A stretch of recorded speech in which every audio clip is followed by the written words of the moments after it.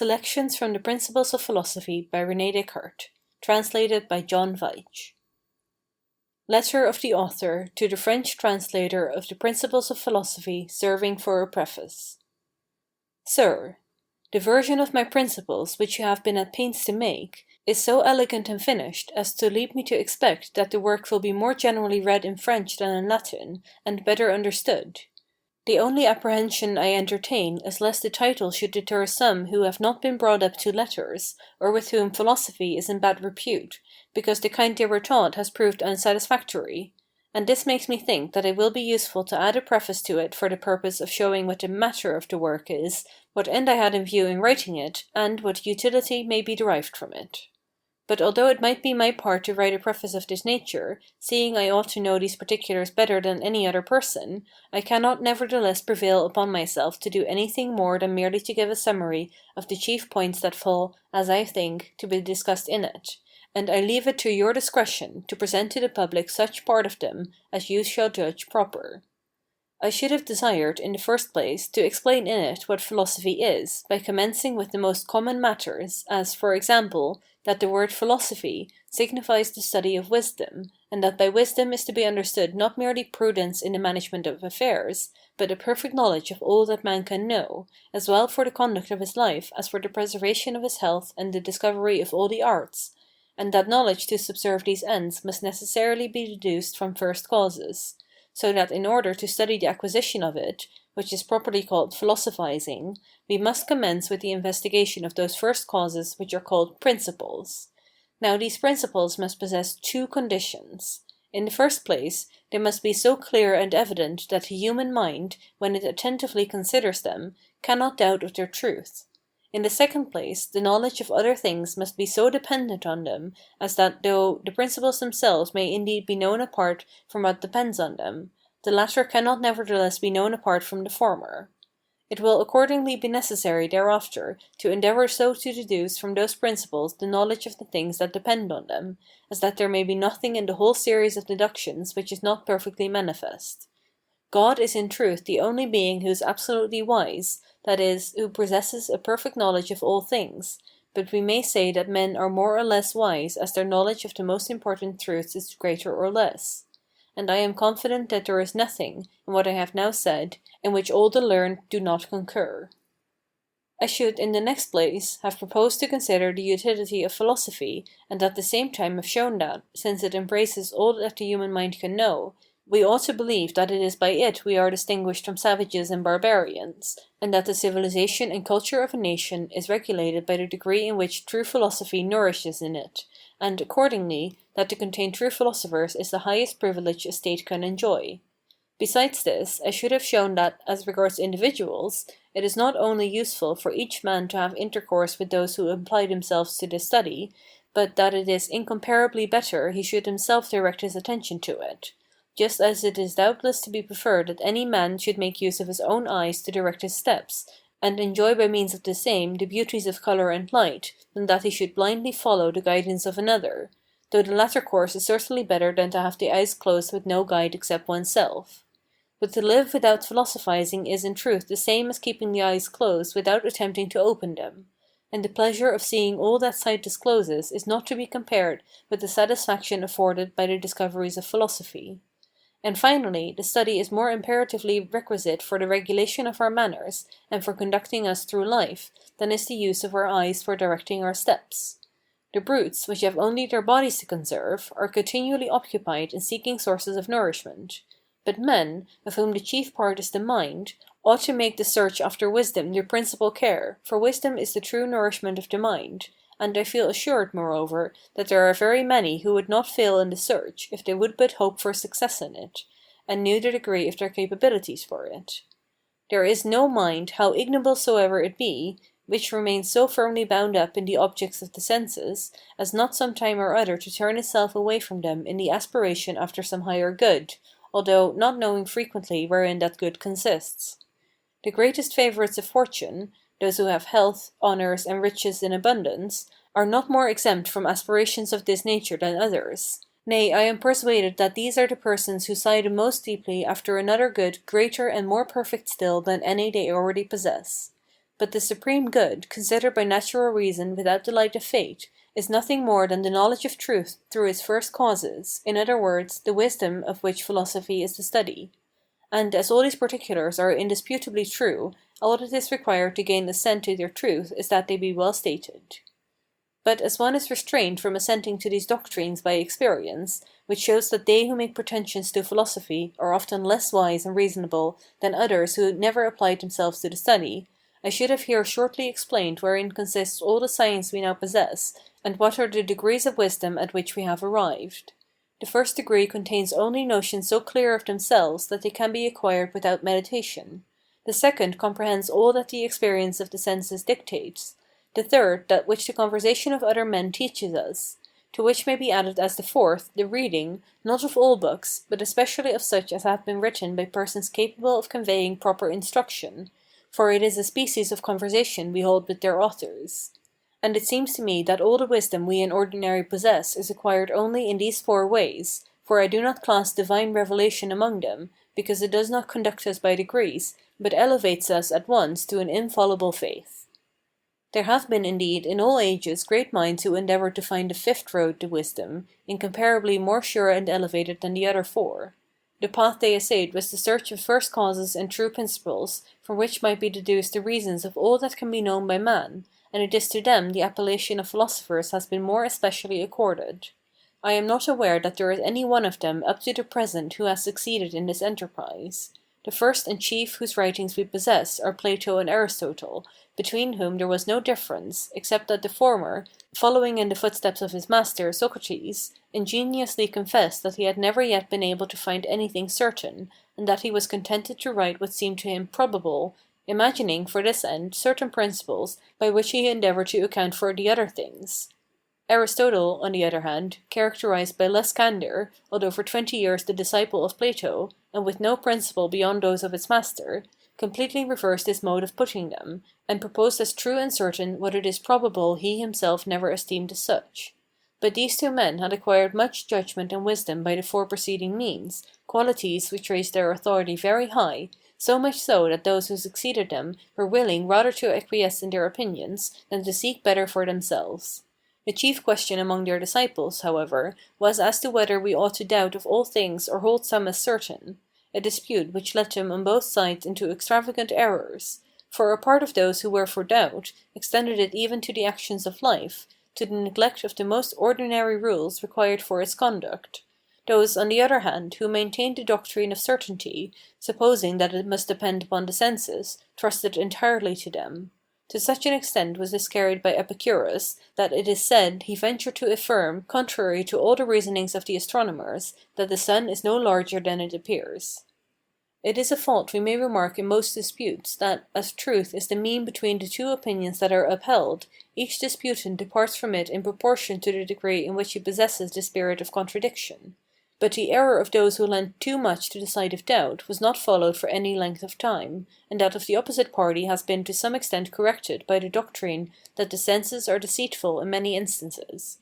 Nevertheless, I do not know that this error was wholly removed by showing that certitude is not in the senses, but in the understanding alone when it has clear perceptions, and that while we only possess the knowledge which is acquired in the first four grades of wisdom, we ought not to doubt of the things that appear to be true in what regards the conduct of life, nor esteem them as so certain that we cannot change our opinions regarding them, even though constrained by the evidence of reason.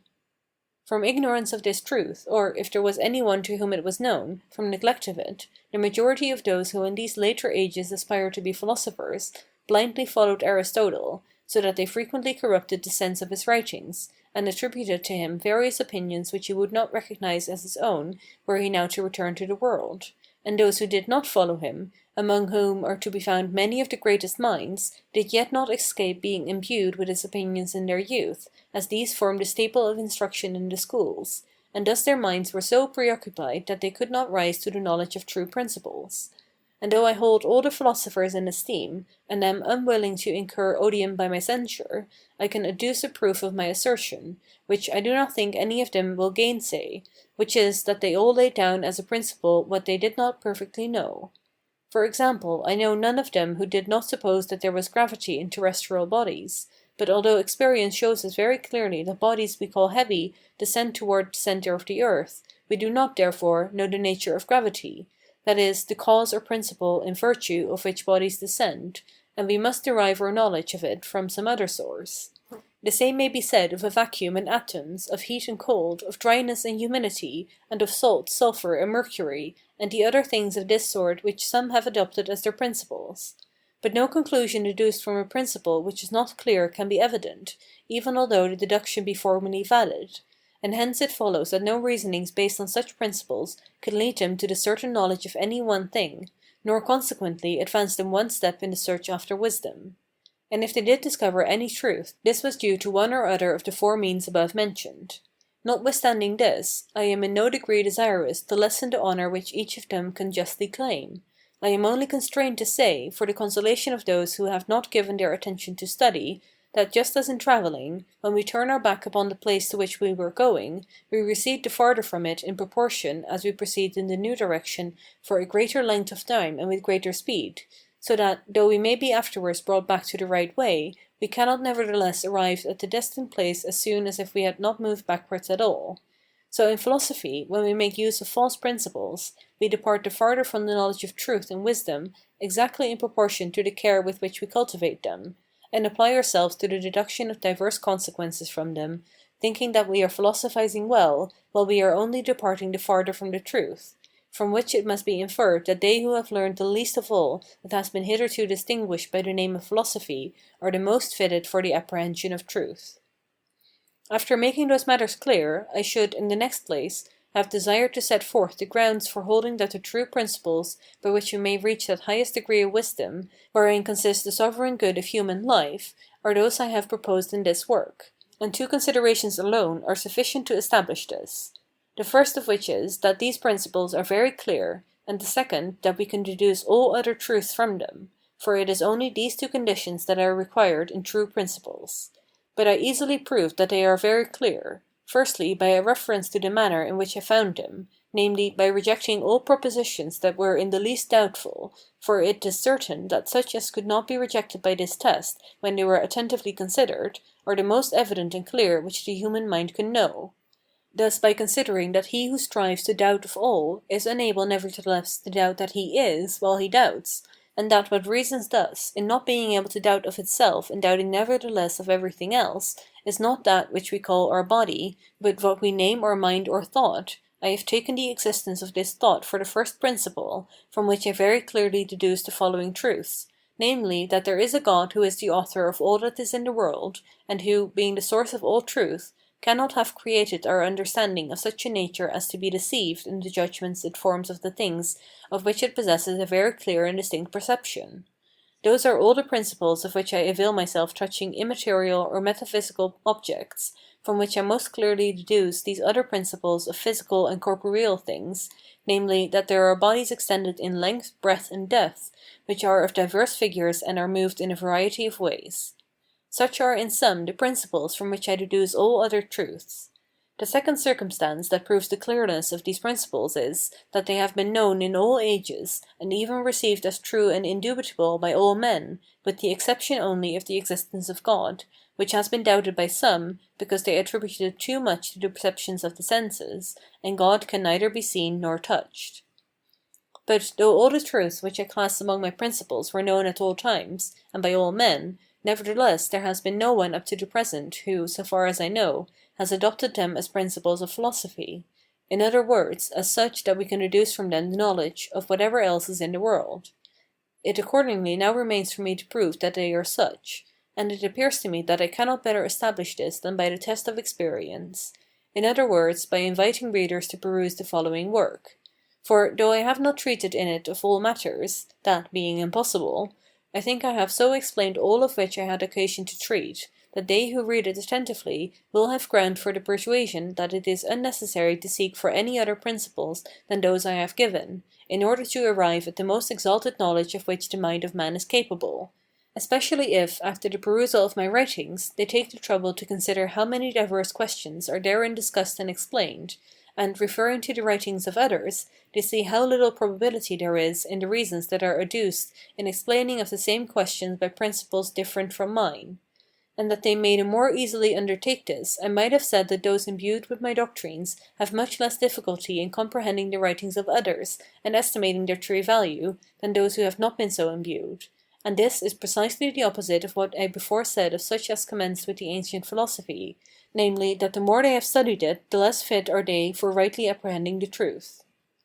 I should also have added a word of advice regarding the manner of reading this work, which is, that I should wish the reader at first to go over the whole of it, as he would a romance, without greatly straining his attention, or tarrying at the difficulties he may perhaps meet with in it, with the view simply of knowing in general the matters of which I treat, and that afterwards, if they seem to him to merit a more careful examination, and he feel a desire to know their causes, he may read it a second time, in order to observe the connection of my reasonings, but that he must not then give it up in despair, although he may not everywhere sufficiently discover the connection of the proof, or understand all the reasonings, it being only necessary to mark with a pen the places where the difficulties occur, and continue to read without interruption to the end. Then, if he does not grudge to take up the book a third time, I am confident he will find in a fresh perusal the solution of most of the difficulties he will have marked before, and that if any still remain, their solution will in the end be found in another reading. I have observed, on examining the natural constitutions of different minds, that there are hardly any so dull or slow of understanding as to be incapable of apprehending good opinions, or even of acquiring all the highest sciences, if they be but conducted along the right road. And this can also be proved by reason, for, as the principles are clear, and as nothing ought to be deduced from them, unless most manifest inferences, no one is so devoid of intelligence as to be unable to comprehend the conclusions that flow from them. But besides the entanglement of prejudices, from which no one is entirely exempt, although it is they who have been the most ardent students of the false sciences that receive the greatest detriment from them, it happens very generally that people of ordinary capacity neglect to study from a conviction that they want ability, and that others, who are more ardent, press on too rapidly, whence it comes to pass that they frequently admit principles far from evident, and draw doubtful inferences from them. For this reason I should wish to assure those who are too distrustful of their own ability that there is nothing in my writings which they may not entirely understand, if they only take the trouble to examine them; and I should wish, at the same time, to warn those of an opposite tendency that even the most superior minds will have need of much time and attention to remark all I design to embrace therein.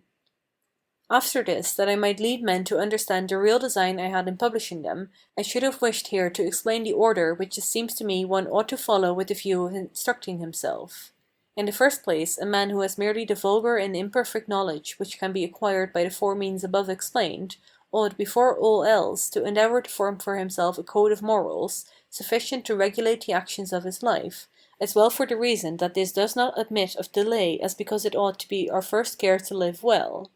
In the next place, he ought to study logic, not that of the schools, for it is only, properly speaking, a dialectic which teaches the mode of expounding to others what we already know, or even of speaking much without judgment of what we do not know, by which means it corrupts rather than increases good sense, but the logic which teaches the right conduct of the reason with the view of discovering the truths of which we are ignorant. And, because it greatly depends on usage, it is desirable he should exercise himself for a length of time in practising its rules on easy and simple questions, as those of the mathematics.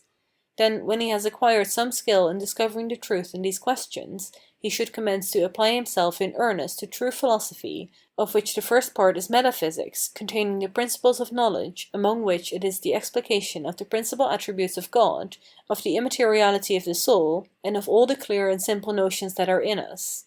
The second is physics, in which, after finding the true principles of material things, we examine, in general, how the whole universe has been framed. In the next place, we consider, in particular, the nature of the earth, and of all the bodies that are most generally found upon it, as air, water, fire, the lodestone, and other minerals. In the next place, it is necessary also to examine singly the nature of plants, of animals, and above all of man, in order that we may thereafter be able to discover the other sciences that are useful to us.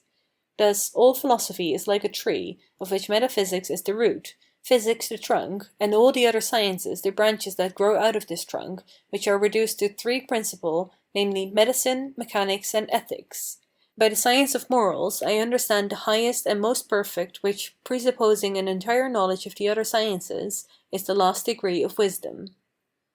But as it is not from the roots or the trunk of trees that we gather the fruit, but only from the extremities of their branches, so the principal utility of philosophy depends on the separate uses of its parts, which we can only learn last of all. But though I am ignorant of almost all these, the zeal I have always felt in endeavouring to be of service to the public was the reason why I published, some 10 or 12 years ago, certain essays on the doctrines I thought I had acquired. The first part of these essays was a discourse on the method of rightly conducting the reason and seeking truth in the sciences, in which I gave a summary of the principal rules of logic and also of an imperfect ethic which a person may follow provisionally so long as he does not know any better. The other parts were 3 treatises, the first of dioptrics, the second of meteors, and the third of geometry. In the dioptrics, I designed to show that we might proceed far enough in philosophy as to arrive, by its means, at the knowledge of the arts that are useful to life, because the invention of the telescope, of which I there gave an explanation, is one of the most difficult that has ever been made.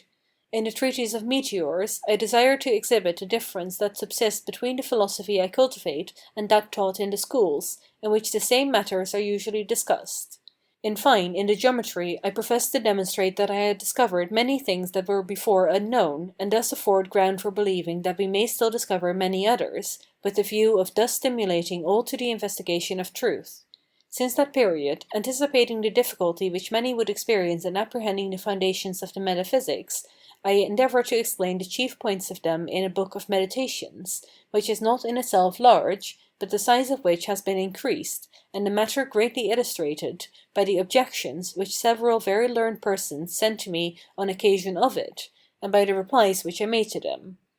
At length, after it appeared to me that those preceding treatises had sufficiently prepared the minds of my readers for the principles of philosophy, I also published it, and I have divided this work into 4 parts, the first of which contains the principles of human knowledge, and which may be called the first philosophy, or metaphysics.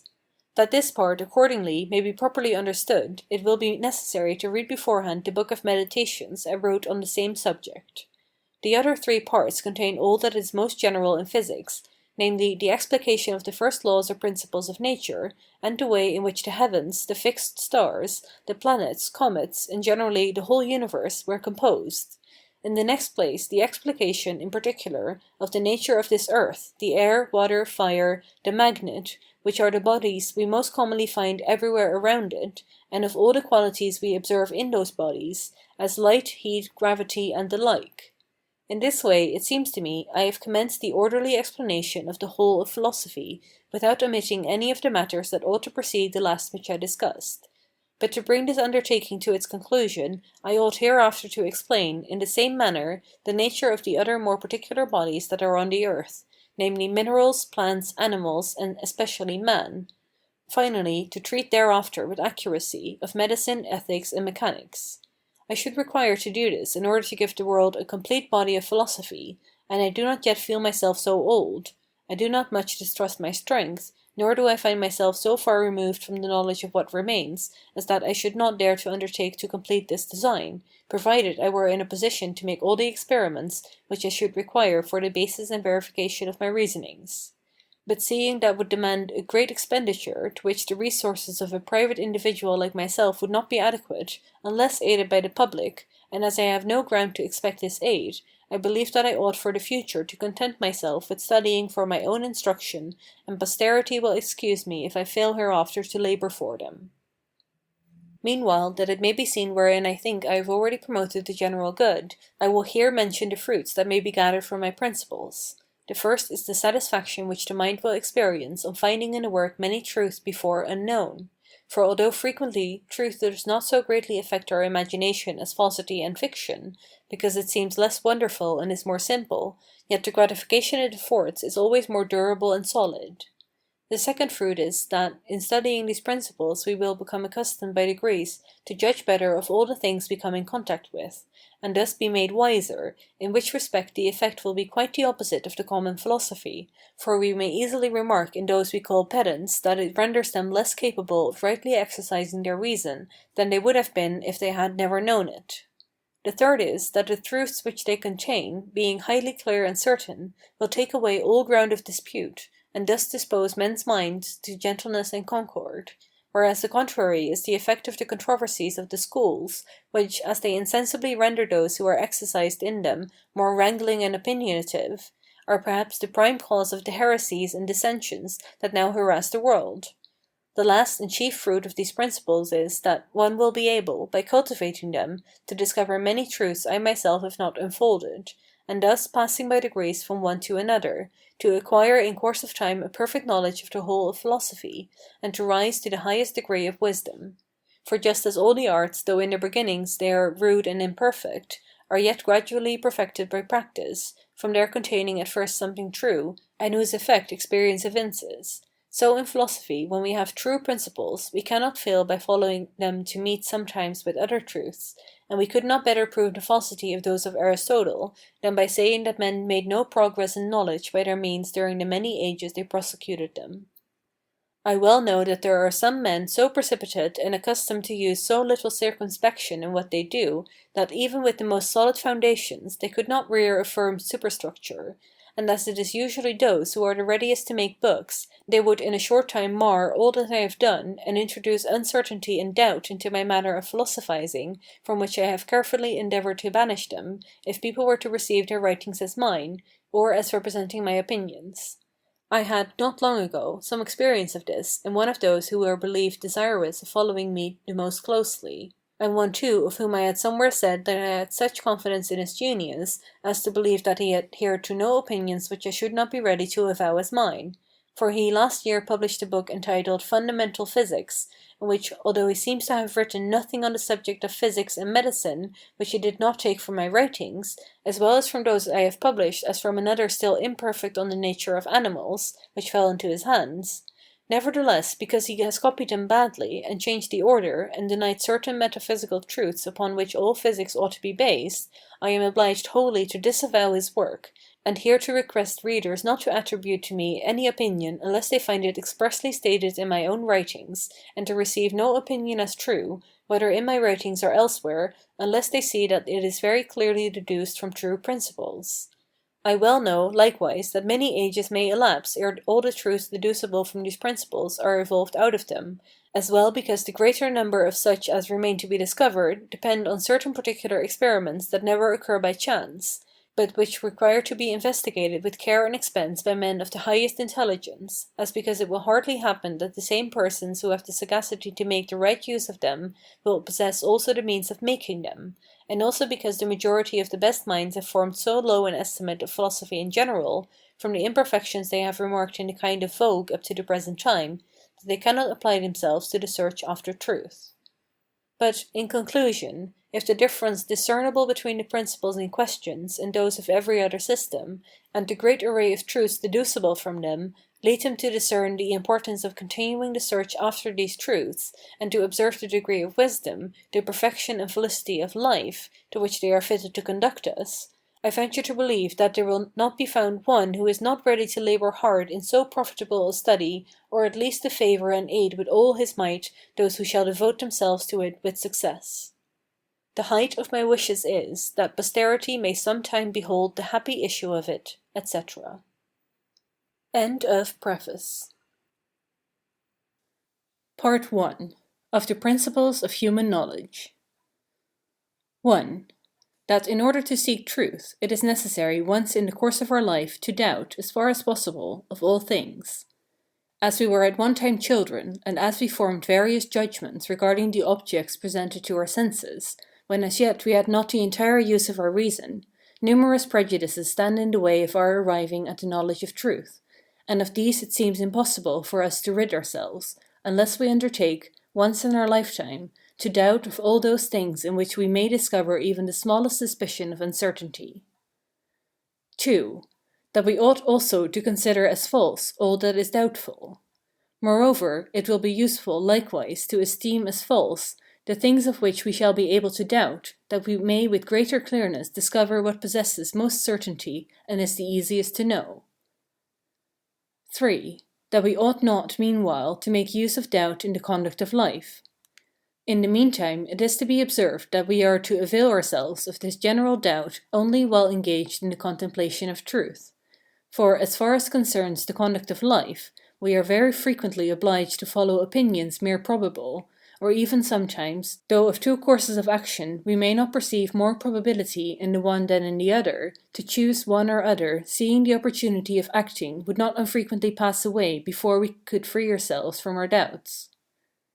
4. Why we may doubt of sensible things. Accordingly, since we now only design to apply ourselves to the investigation of truth, we will doubt, first, whether of all the things that have ever fallen under our senses, or which we have ever imagined, any one really exist. In the first place, because we know by experience that the senses sometimes err, and it would be imprudent to trust too much to what has even once deceived us. Secondly, because in dreams we perpetually seem to perceive or imagine innumerable objects which have no existence.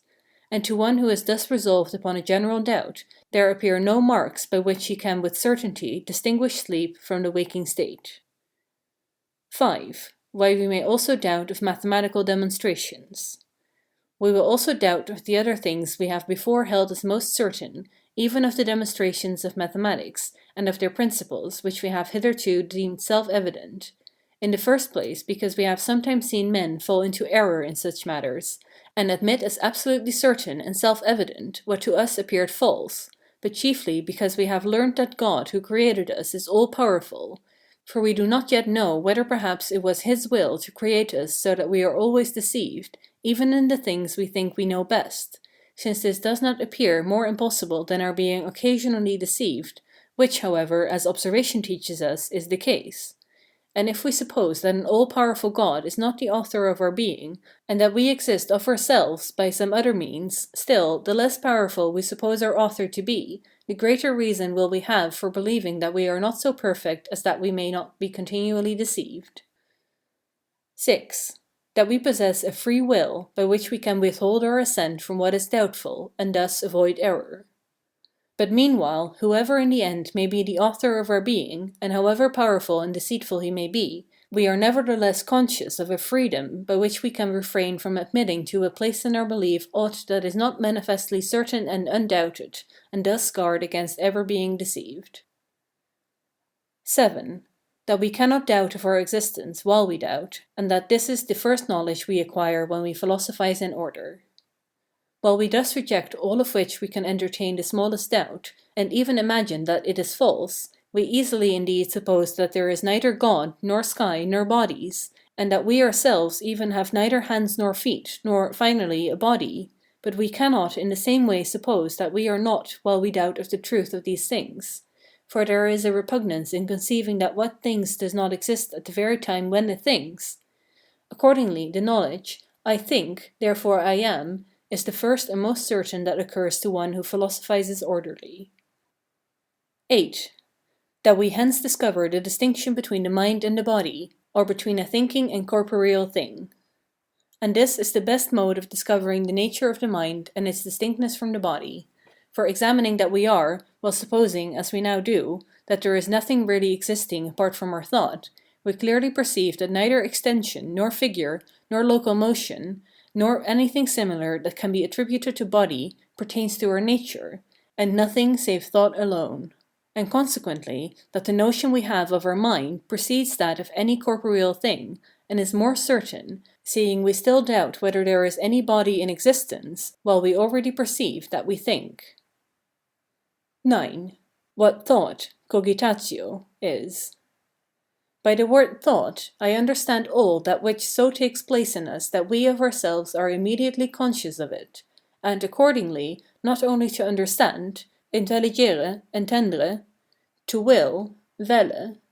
to imagine, imaginari, but even to perceive, sentire, sentir, are here the same as to think, cogitare, penser. For if I say, I see or I walk, therefore I am, and if I understand by vision or walking the act of my eyes or of my limbs, which is the work of the body, the conclusion is not absolutely certain, because, as is often the case in dreams, I may think that I see or walk, although I do not open my eyes or move from my place, and even perhaps although I have no body. But if I mean the sensation itself, or consciousness of seeing or walking, the knowledge is manifestly certain, because it is then referred to the mind, which alone perceives or is conscious that it sees or walks.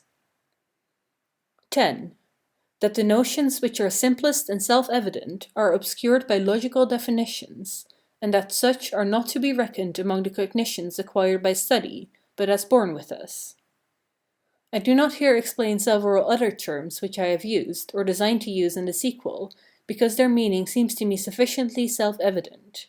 And I frequently remark that philosophers erred in attempting to explain, by logical definitions, such truths as are most simple and self-evident, for they thus only rendered them more obscure. And when I said that the proposition, I think, therefore I am, is of all others the first and most certain which occurs to one philosophizing orderly, I did not therefore deny that it was necessary to know what thought, existence, and certitude are, and the truth that, in order to think, it is necessary to be, and the like. But because these are the most simple notions, and such as of themselves afford the knowledge of nothing existing, I did not judge it proper there to enumerate them. 11. How we can know our mind more clearly than our body. But now that it may be discerned how the knowledge we have of the mind not only precedes, and has greater certainty, but is even clearer than that we have of the body, it must be remarked, as a matter that is highly manifest by the natural light, that to nothing no affections or qualities belong, and accordingly that where we observe certain affections, there a thing or substance to which these pertain is necessarily found. The same light also shows us that we know a thing or substance more clearly in proportion as we discover in it a greater number of qualities. Now it is manifest that we remark a greater number of qualities in our mind than in any other thing, for there is no occasion on which we know anything whatever when we are not at the same time led with much greater certainty to the knowledge of our own mind.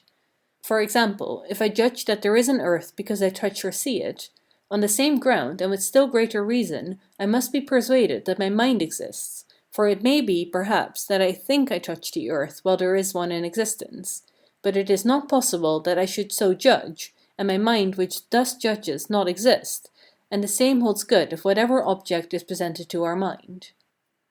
12. How it happens that everyone does not come equally to know this. Those who have not philosophized in order have had other opinions on this subject, because they never distinguished with sufficient care the mind from the body. For although they had no difficulty in believing that they themselves existed, and that they had a higher assurance of this than any other thing, nevertheless, as they did not observe that by themselves, they ought here to understand their minds alone, when the question related to metaphysical certainty. And since, on the contrary, they rather meant their bodies which they saw with their eyes, touched with their hands, and to which they erroneously attributed the faculty of perception, they were prevented from distinctly apprehending the nature of the mind. 13. In what sense the knowledge of other things depends upon the knowledge of God. But when the mind, which thus knows itself but is still in doubt as to all other things, looks around on all sides, with a view to the farther extension of its knowledge, it first of all discovers within itself the ideas of many things, and while it simply contemplates them, and neither affirms nor denies that there is anything beyond itself corresponding to them, it is in no danger of erring. The mind also discovers certain common notions out of which it frames various demonstrations that carry conviction to such a degree as to render doubt of their truth impossible, so long as we give attention to them. For example, the mind has within itself ideas of numbers and figures, and it has likewise among its common notions the principle that if equals be added to equals, the wholes will be equal, and the like, from which it is easy to demonstrate that the 3 angles of a triangle are equal to 2 right angles, etc.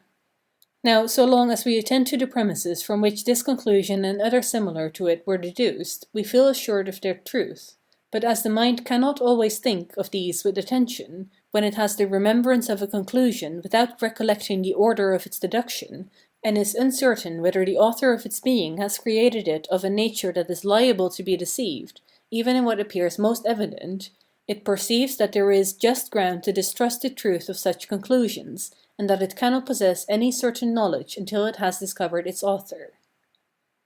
14. That we may validly infer the existence of God from necessary existence being comprised in the concept we have of him. When the mind afterwards reviews the different ideas that are in it, it discovers what is by far the chief among them, that of a being omniscient, all-powerful and absolutely perfect, and it observes that in this idea there is contained not only possible and contingent existence, as in the ideas of all other things which it clearly perceives, but existence absolutely necessary and eternal. And just as because, for example, the equality of its three angles to two right angles is necessarily comprised in the idea of a triangle, the mind is firmly persuaded that the three angles of a triangle are equal to two right angles. So, from its perceiving necessary and eternal existence to be comprised in the idea which it has of an all-perfect being, it ought manifestly to conclude that this all-perfect being exists. 15. That necessary existence is not in the same way comprised in the notions which we have of other things, but merely contingent existence. The mind will be still more certain of the truth of this conclusion if it considers that it has no idea of any other thing in which it can discover that necessary existence is contained. For, from this circumstance alone, it will discern that the idea of an all-perfect being has not been framed by itself, and that it does not represent a chimera, but a true and immutable nature, which must exist since it can only be conceived as necessarily existing. End of section 1. Section 2. Of the Principles of Human Knowledge. 16. That prejudices hinder many from clearly knowing the necessity of the existence of God. Our mind would have no difficulty in assenting to this truth if it were, first of all, wholly free from prejudices. But as we have been accustomed to distinguish, in all other things, essence from existence, and to imagine at will many ideas of things which neither are nor have been, it easily happens, when we do not steadily fix our thoughts on the contemplation of the all-perfect being, that a doubt arises as to whether the idea we have of him is not one of those which we frame at pleasure, or at least of that class to whose essence existence does not pertain. 17. That the greater objective representative perfection there is in our idea of a thing, the greater also must be the perfection of its cause. When we further reflect on the various ideas that are in us, it is easy to perceive that there is not much difference among them, when we consider them simply as certain modes of thinking, but that they are widely different, considered in reference to the objects they represent, and that their causes must be so much the more perfect according to the degree of objective perfection contained in them.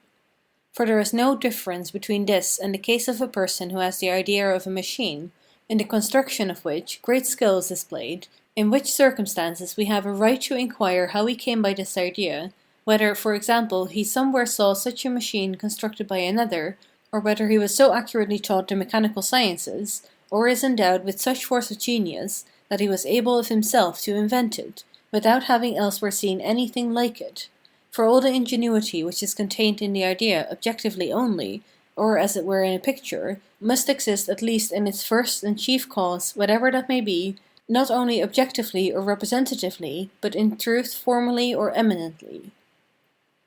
18. That the existence of God may be again inferred from the above. Thus, because we discover in our minds the idea of God, or of an all-perfect being, we have a right to inquire into the source whence we derive it, and we will discover that the perfections it represents are so immense as to render it quite certain that we could only derive it from an all-perfect being, that is, from a God really existing. For it is not only manifest by the natural light that nothing cannot be the cause of anything whatever, and that the more perfect cannot arise from the less perfect, so as to be thereby produced as by its efficient and total cause, but also that it is impossible we can have the idea or representation of anything whatever, unless there be somewhere, either in us or out of us, an original, which comprises, in reality, all the perfections that are thus represented to us. But, as we do not in any way find in ourselves those absolute perfections of which we have the idea, we must conclude that they exist in some nature different from ours, that is, in God, or at least that they were once in him, and it most manifestly follows, from their infinity, that they are still there. 19. That, although we may not comprehend the nature of God, there is yet nothing which we know so clearly as his perfections. This will appear sufficiently certain and manifest to those who have been accustomed to contemplate the idea of God, and to turn their thoughts to his infinite perfections. For although we may not comprehend them, because it is of the nature of the infinite not to be comprehended by what is finite, we nevertheless conceive them more clearly and distinctly than material objects, for this reason, that, being simple, and unobscured by limits, they occupy our mind more fully. 20. That we are not the cause of ourselves, but that this is God, and consequently that there is a God. But because everyone has not observed this, and because, when we have an idea of any machine in which great skill is displayed, we usually know with sufficient accuracy the manner in which we obtained it, and as we cannot even recollect when the idea we have of a God was communicated to us by him, seeing it was always in our minds, it is still necessary that we should continue our review and make inquiry after our author, possessing, as we do, the idea of the infinite perfections of a God. For it is in the highest degree evident by the natural light that that which knows something more perfect than itself is not the source of its own being, since it would thus have given to itself all the perfections which it knows, and that consequently it could draw its origin from no other being than from him who possesses in himself all those perfections, that is, from God. 21.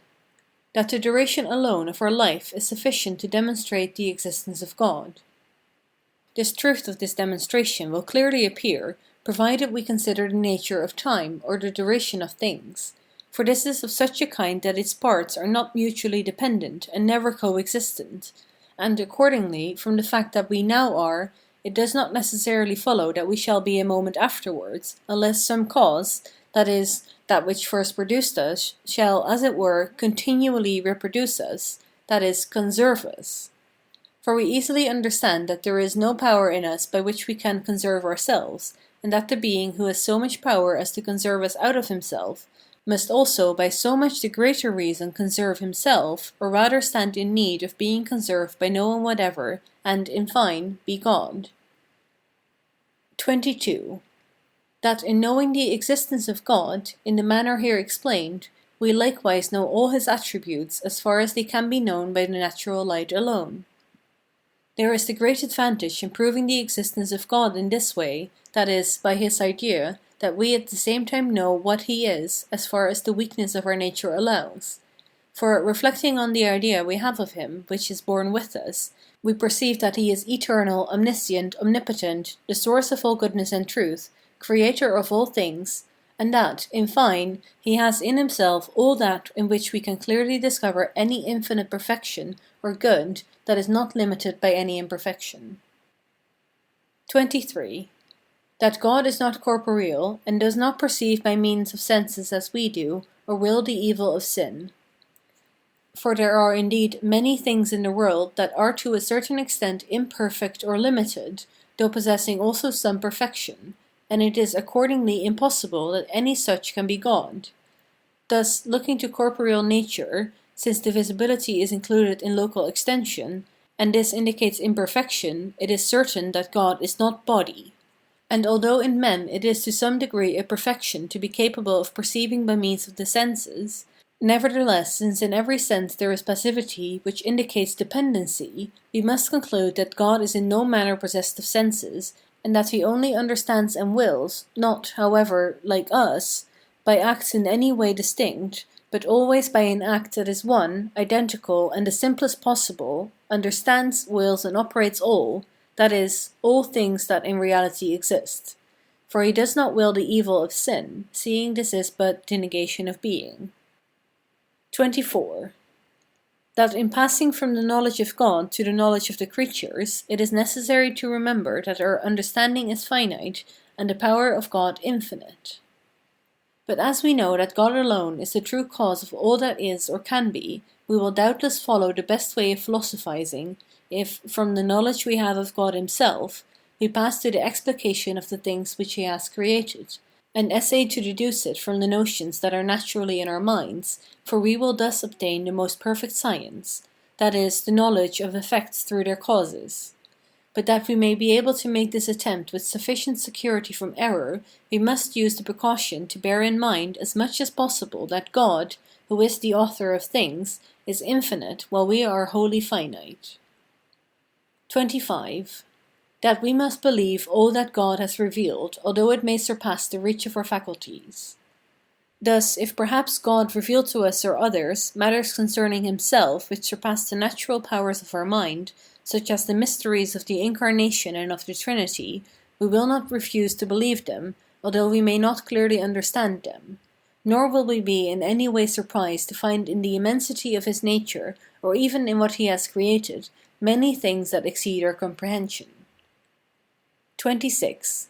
That it is not needful to enter into disputes regarding the infinite, but merely to hold all that in which we can find no limits as indefinite, such as the extension of the world, the divisibility of the parts of matter, the number of the stars, etc.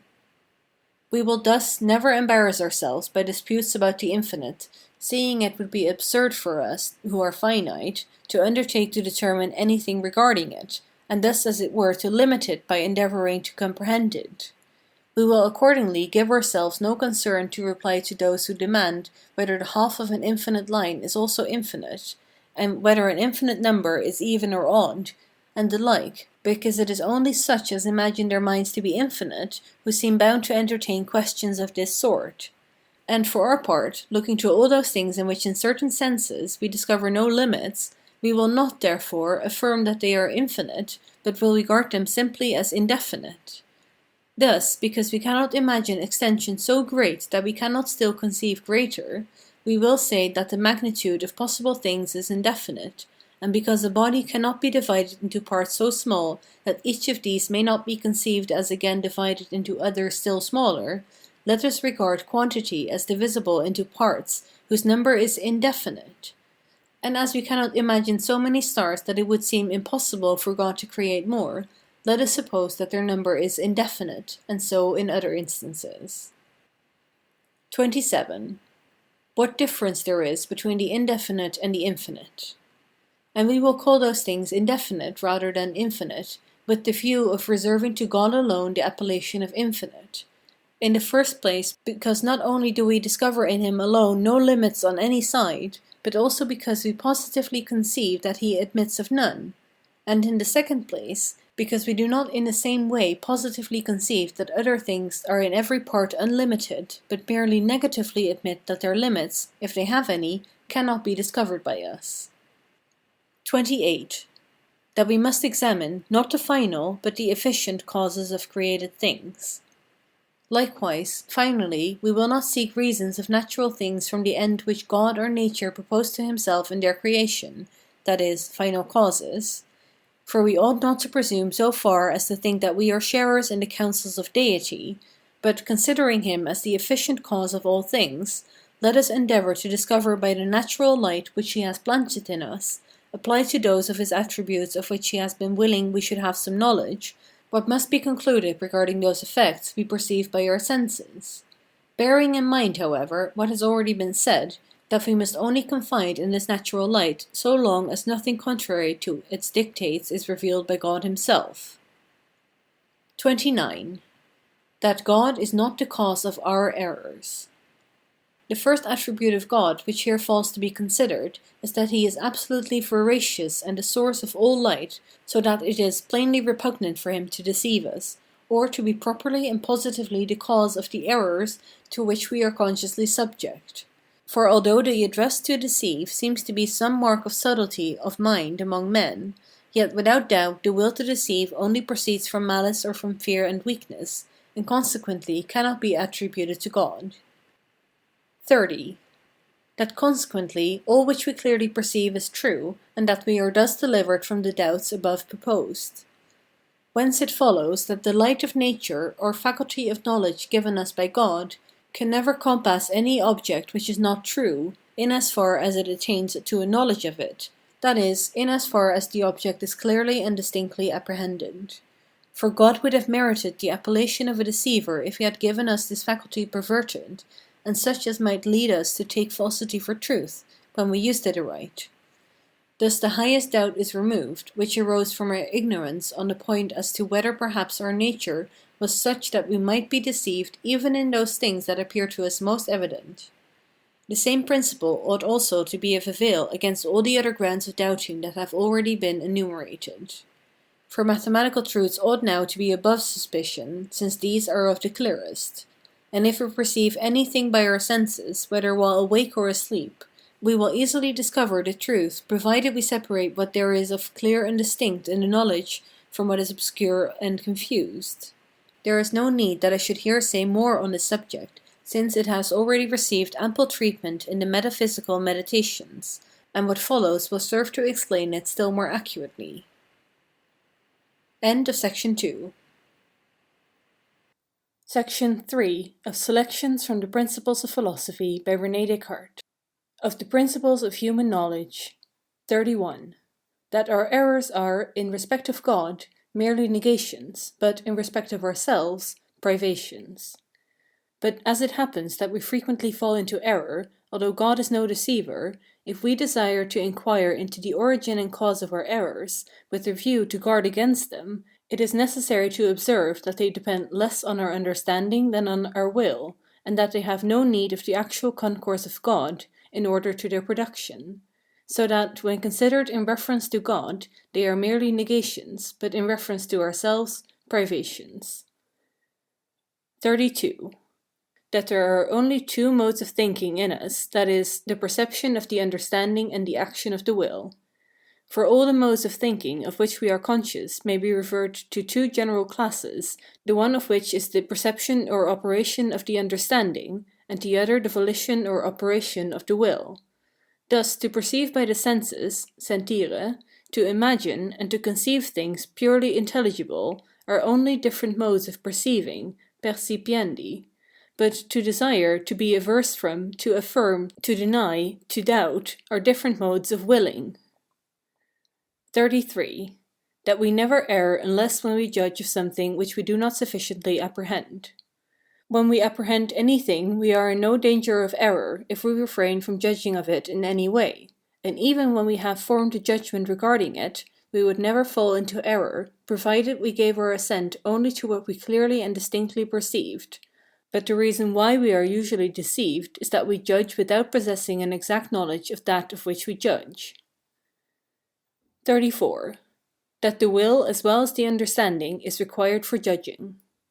I admit that the understanding is necessary for judging, there being no room to suppose that we can judge of that which we in no way apprehend. But the will also is required in order to our assenting to what we have in any degree perceived. It is not necessary, however, at least to form any judgment whatever, that we have an entire and perfect apprehension of a thing, for we may assent to many things of which we have only a very obscure and confused knowledge.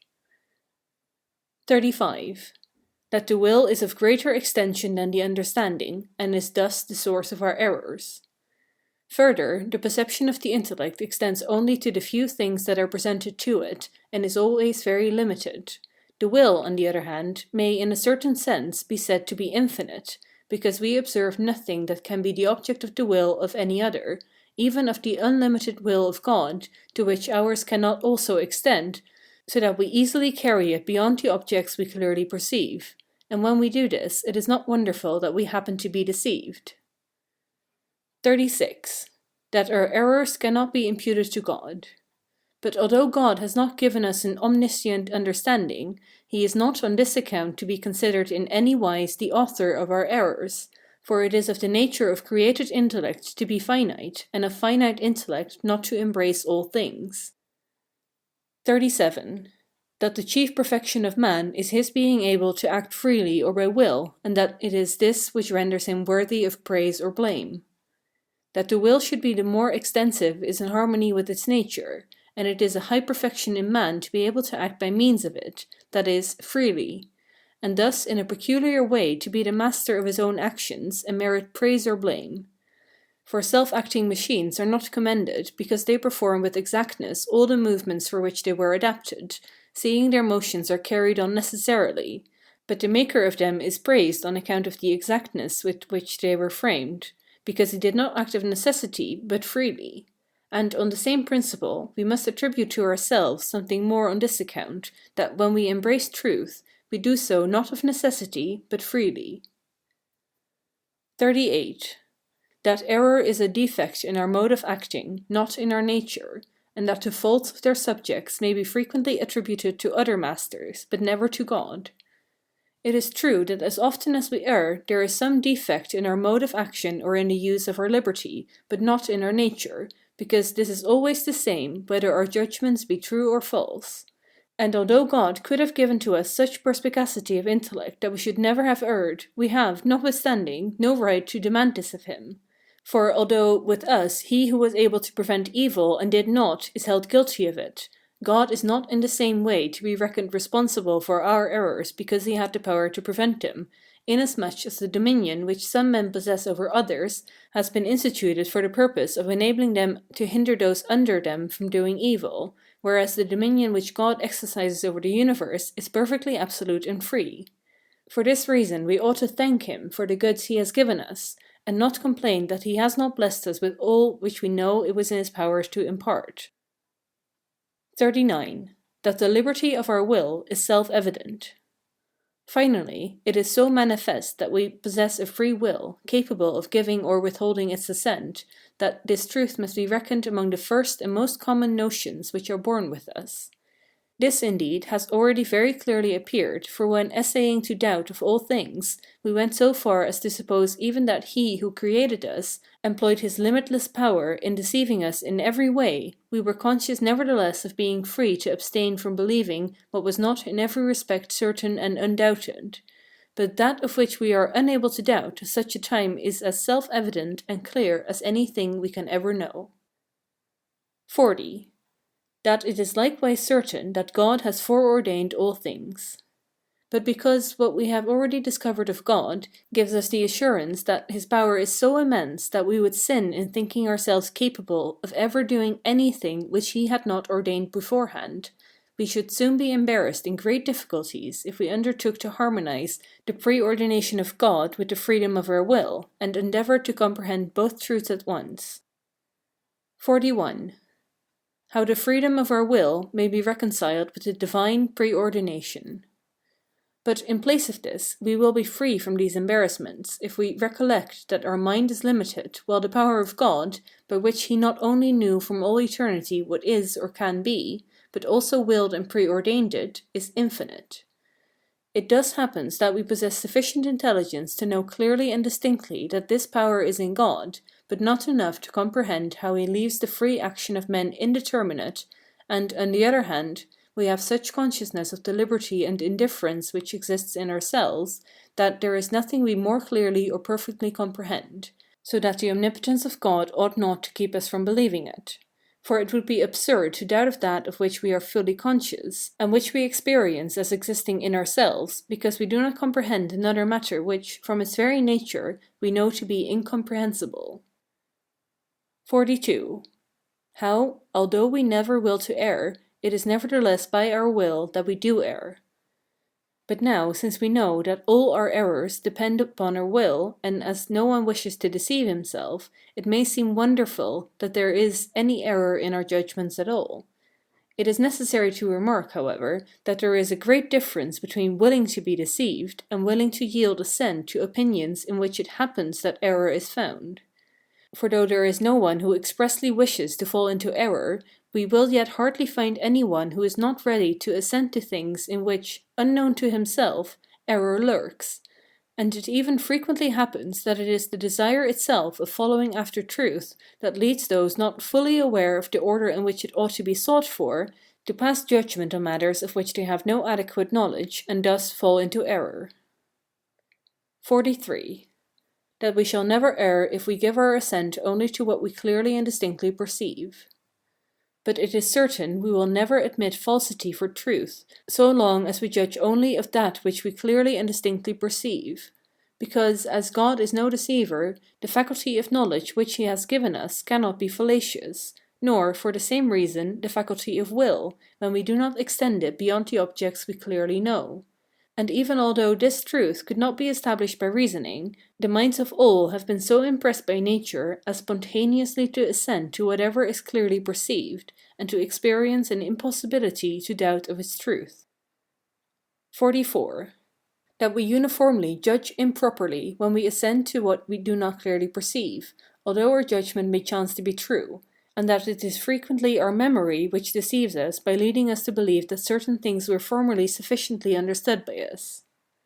It is likewise certain that, when we approve of any reason which we do not apprehend, we are either deceived, or, if we stumble on the truth, it is only by chance, and thus we can never possess the assurance that we are not in error. I confess, it seldom happens that we judge of a thing when we have observed we do not apprehend it, because it is a dictate of the natural light never to judge of what we do not know. But we most frequently err in this, that we presume upon a past knowledge of much to which we give our assent, as to something treasured up in the memory and perfectly known to us, whereas in truth we have no such knowledge. 45. What constitutes clear and distinct perception?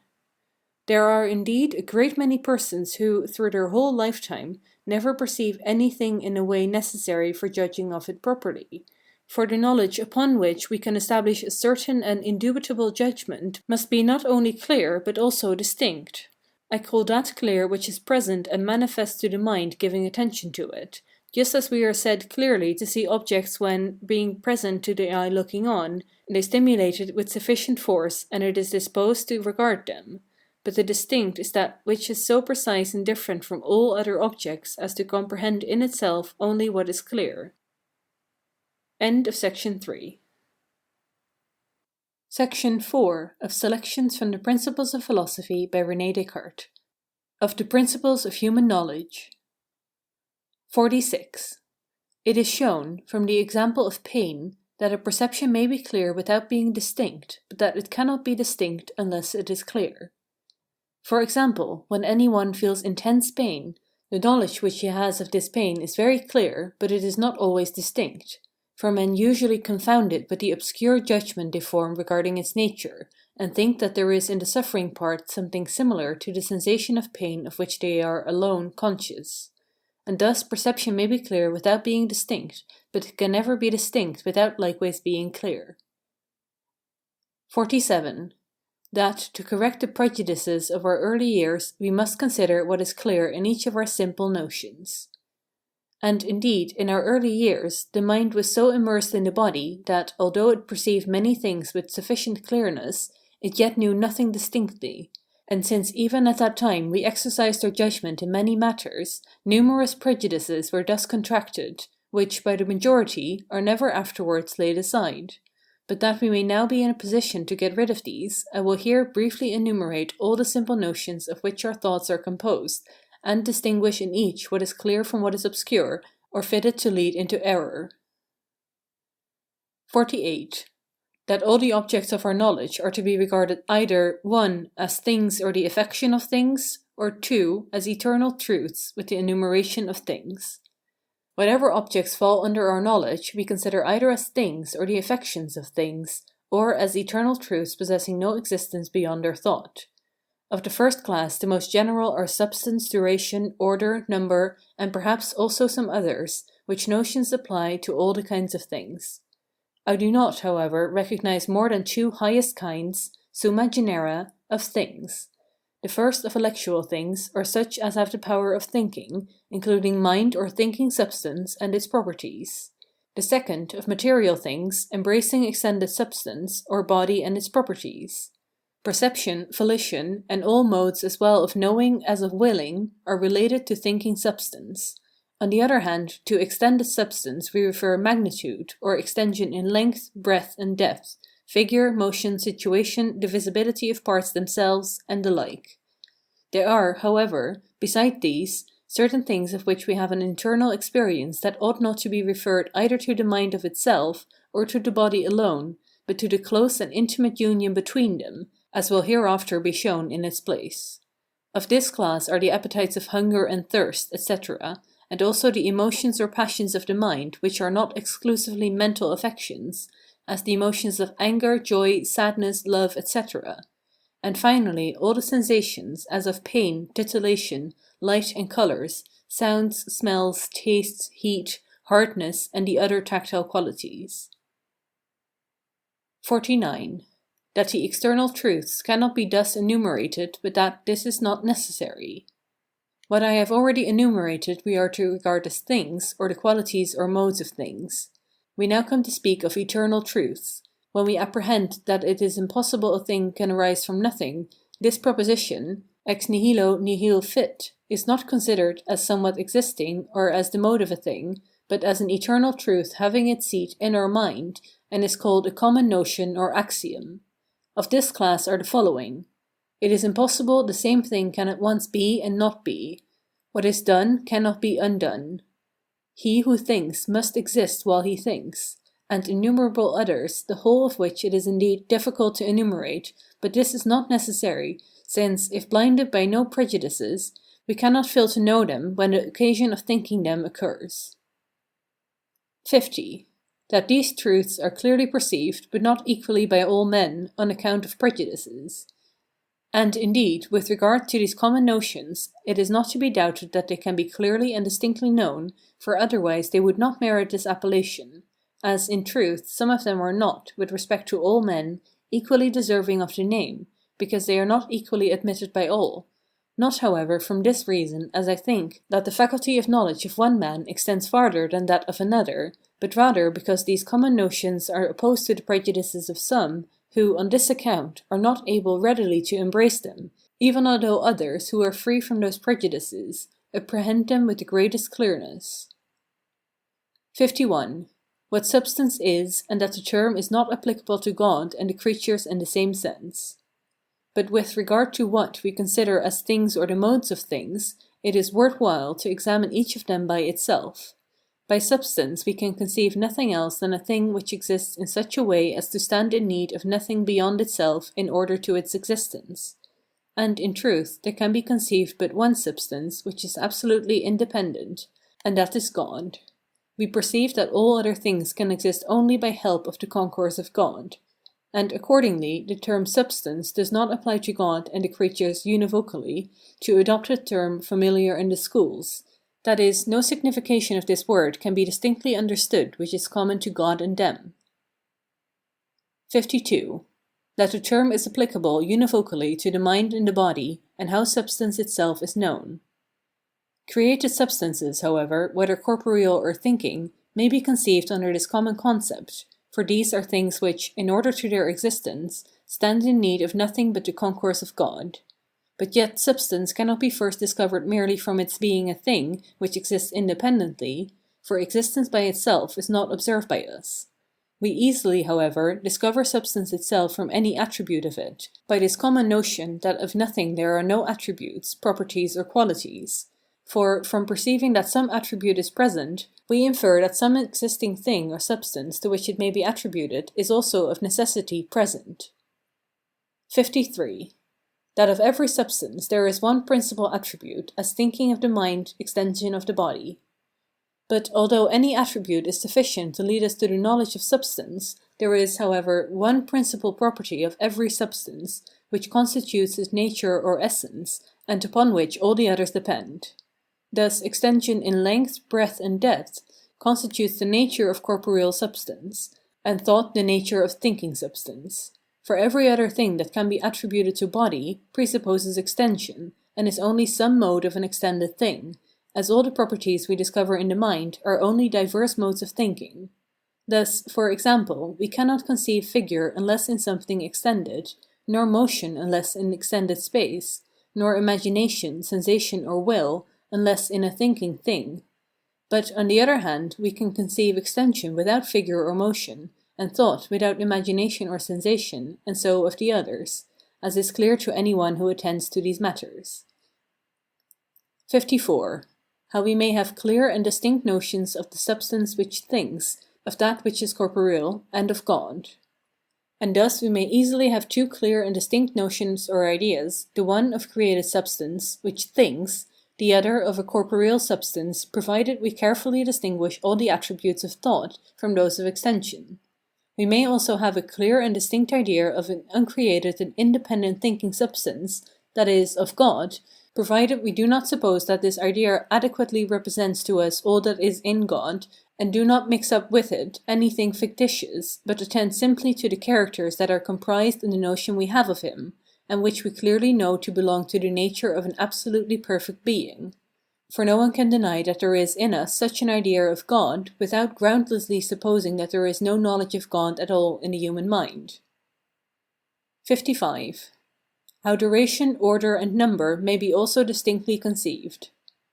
We will also have the most distinct conceptions of duration, order, and number if, in place of mixing up with our notions of them that which properly belongs to the concept of substance, we merely think that the duration of a thing is a mode under which we conceive this thing, insofar as it continues to exist, and in like manner that order and number are not in reality different from things disposed in order and numbered, but only modes under which we diversely consider these things. 56. What are modes, qualities, attributes? And indeed, we here understand by modes the same with what we elsewhere designate attributes or qualities, but when we consider substance as affected or varied by them, we use the term modes. When from this variation it may be denominated of such a kind, we adopt the term qualities, to designate the different modes which cause it to be so named. And finally, when we simply regard these modes as in the substance, we call them attributes. Accordingly, since God must be conceived as superior to change, it is not proper to say that there are modes or qualities in him, but simply attributes. And even in created things, that which is found in them always in the same mode, as existence and duration in the thing which exists and endures, ought to be called attribute and not mode or quality. 57. That some attributes exist in the things to which they are attributed, and others only in our thought, and what duration and time are. Of these attributes or modes, there are some which exist in the things themselves, and others that have only an existence in our thought. Thus, for example, time, which we distinguish from duration taken in its generality, and call the measure of motion, is only a certain mode under which we think duration itself, for we do not conceive the duration of things that are moved to be different from the duration of things that are not moved. As is evident from this, that if two bodies are in motion for an hour, the one moving quickly and the other slowly, we do not reckon more time in the one than in the other, although there may be much more motion in the one of the bodies than in the other. But that we may comprehend the duration of all things under a common measure, we compare their duration with that of the greatest and most regular motions that give rise to years and days, and which we call time. Hence what is so designated is nothing superadded to duration, taken in its generality, but a mode of thinking. 58. That number and all universals are only modes of thought. In the same way, number, when it is not considered as in created things, but merely in the abstract or in general, is only a mode of thinking, and the same is true of all those general ideas we call universals. 59. How universals are formed, and what are the five common, that is, genus, species, difference, property, and accident. Universals arise merely from our making use of one and the same idea in thinking of all individual objects between which there subsists a certain likeness, and when we comprehend all the objects represented by this idea under one name, this term likewise becomes universal. For example, when we see two stones and do not regard their nature farther than to remark that there are two of them, we form the idea of a certain number, which we call the binary. And when we afterwards see two birds or two trees, and merely take notice of them so far as to observe that there are two of them, we again take up the same idea as before, which is accordingly universal. And we likewise give to this number the same universal appellation of binary. In the same way, when we consider a figure of three sides, we form a certain idea, which we call the idea of a triangle, and we afterwards make use of it as the universal to represent to our mind all other figures of three sides. But when we remark more particularly that of figures of three sides, some have a right angle and others not, we form the universal idea of a right-angled triangle, which, being related to the preceding as more general, may be called species, and the right angle the universal difference by which right-angled triangles are distinguished from all others. And farther, because the square of the side which sustains the right angle is equal to the squares of the other two sides, and because this property belongs only to this species of triangles, we may call it the universal property of the species. Finally, if we suppose that of these triangles some are moved and others not, this will be their universal accident, and accordingly we commonly reckon five universals, that is, genus, species, difference, property, accident. 60. Of distinctions, and first of the real. But number in things themselves arises from the distinction there is between them, and distinction is threefold, that is, real, modal, and of reason. The real properly subsists between two or more substances, and it is sufficient to assure us that two substances are really mutually distinct, if only we are able clearly and distinctly to conceive the one of them without the other. For the knowledge we have of God renders it certain that he can effect all that of which we have a distinct idea. Wherefore, since we have now, for example, the idea of an extended and corporeal substance, though we as yet do not know with certainty whether any such thing is really existent, nevertheless, merely because we have the idea of it, we may be assured that such may exist. And if it really exists, that every part which we can determine by thought must be really distinct from the other parts of the same substance. In the same way, since every one is conscious that he thinks, and that he in thought can exclude from himself every other substance, whether thinking or extended, it is certain that each of us thus considered is really distinct from every other thinking and corporeal substance. And although we suppose that God united a body to a soul so closely that it was impossible to form a more intimate union, and thus made a composite whole, the two substances would remain really distinct, notwithstanding this union. For with whatever tie God connected them, he was not able to rid himself of the power he possessed of separating them, or of conserving the one part from the other, and the things which God can separate or conserve separately are really distinct. End of section 4. Section 5 of Selections from the Principles of Philosophy by René Descartes. Of the Principles of Human Knowledge, 61. Of the Modal Distinction. There are two kinds of modal distinctions, that is, that between the mode properly so called and the substance of which it is a mode, and that between two modes of the same substance. Of the former we have an example in this, that we can clearly apprehend substance apart from the mode which we say differs from it, while on the other hand we cannot conceive this mode without conceiving the substance itself.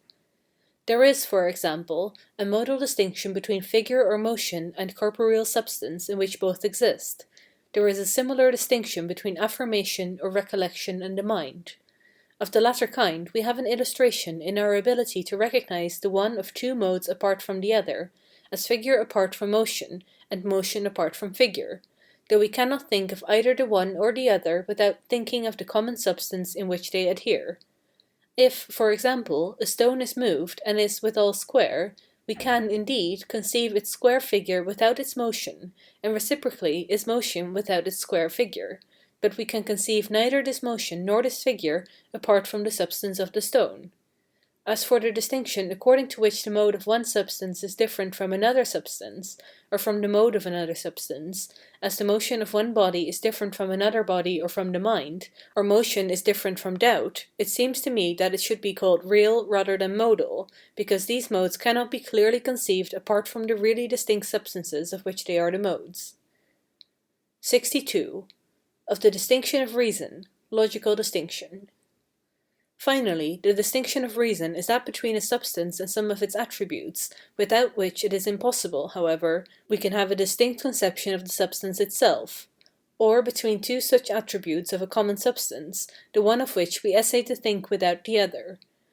This distinction is manifest from our inability to form a clear and distinct idea of such substance, if we separate from it such attribute, or to have a clear perception of the one of two such attributes if we separate it from the other. For example, because any substance which ceases to endure ceases also to exist, duration is not distinct from substance except in thought, ratione, and in general all the modes of thinking which we consider as in objects differ only in thought, as well from the objects of which they are thoughts as from each other in a common object. It occurs indeed to me that I have elsewhere classed this kind of distinction with the modal, that is, towards the end of the reply to the first objections to the Meditations on the First Philosophy.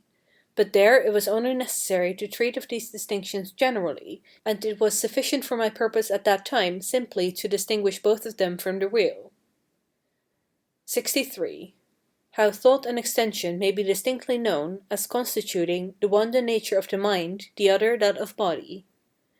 Thought and extension may be regarded as constituting the natures of intelligent and corporeal substance, and then they must not be otherwise conceived than as the thinking and extended substance themselves, that is, as mind and body, which in this way are conceived with the greatest clearness and distinctness. Moreover, we more easily conceive extended or thinking substance than substance by itself, or with the omission of its thinking or extension. For there is some difficulty in abstracting the notion of substance from the notions of thinking and extension, which in truth are only diverse in thought itself, that is, logically different. And the concept is not more distinct because it comprehends fewer properties, but because we accurately distinguish what is comprehended in it from all other notions. 64. How these may likewise be distinctly conceived as modes of substance.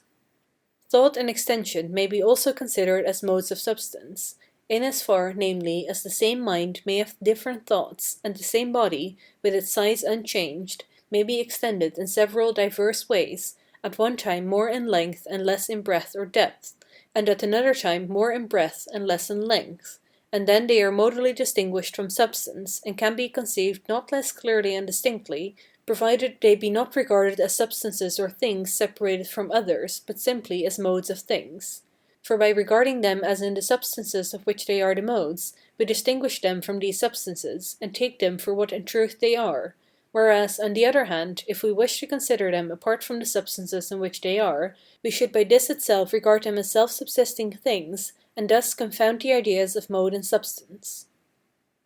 65. How we may likewise know their modes. In the same way, we will best apprehend the diverse modes of thought, as intellection, imagination, recollection, volition, etc., and also the diverse modes of extension, or those that belong to extension, as all figures, the situation of parts and their motions, provided we consider them simply as modes of the things in which they are, and motion, as far as it is concerned, provided we think merely of locomotion, without seeking to know the force that produces it, and which nevertheless I will essay to explain in its own place.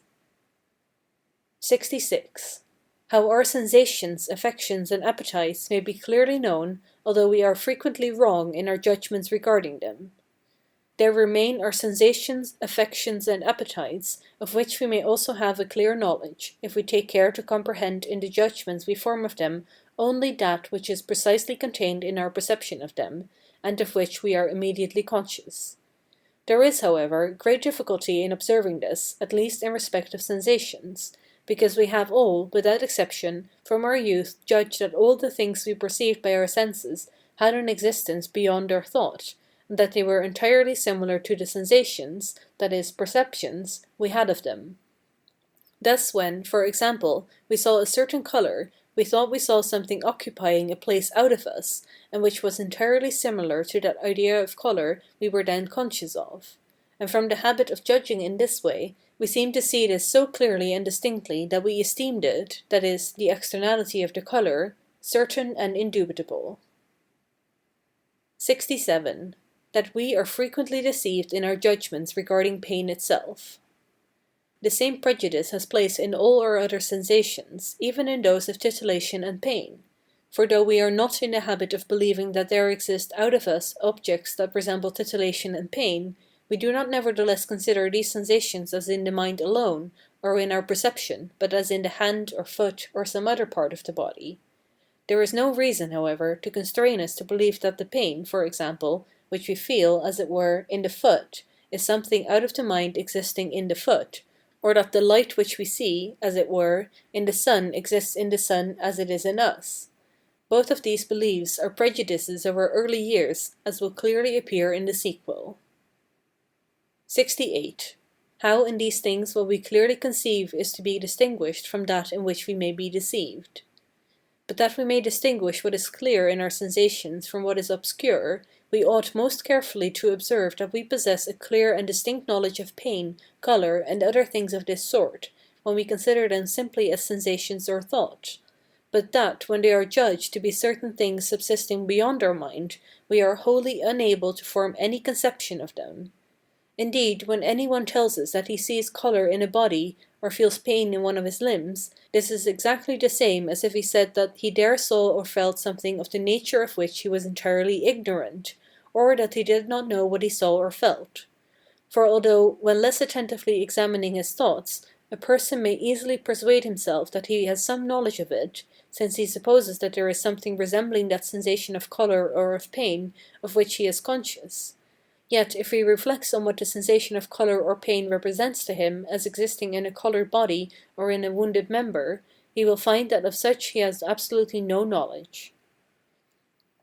69. that magnitude, figure, etc. are known far differently from colour, pain, etc.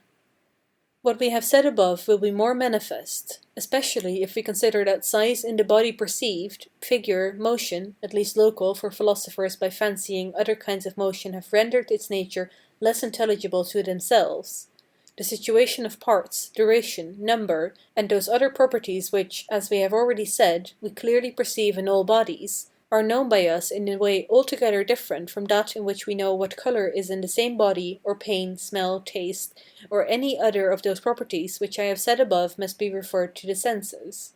For although when we see a body we are not less assured of its existence from its appearing figured than from its appearing coloured, we yet know with far greater clearness its property of figure than its colour.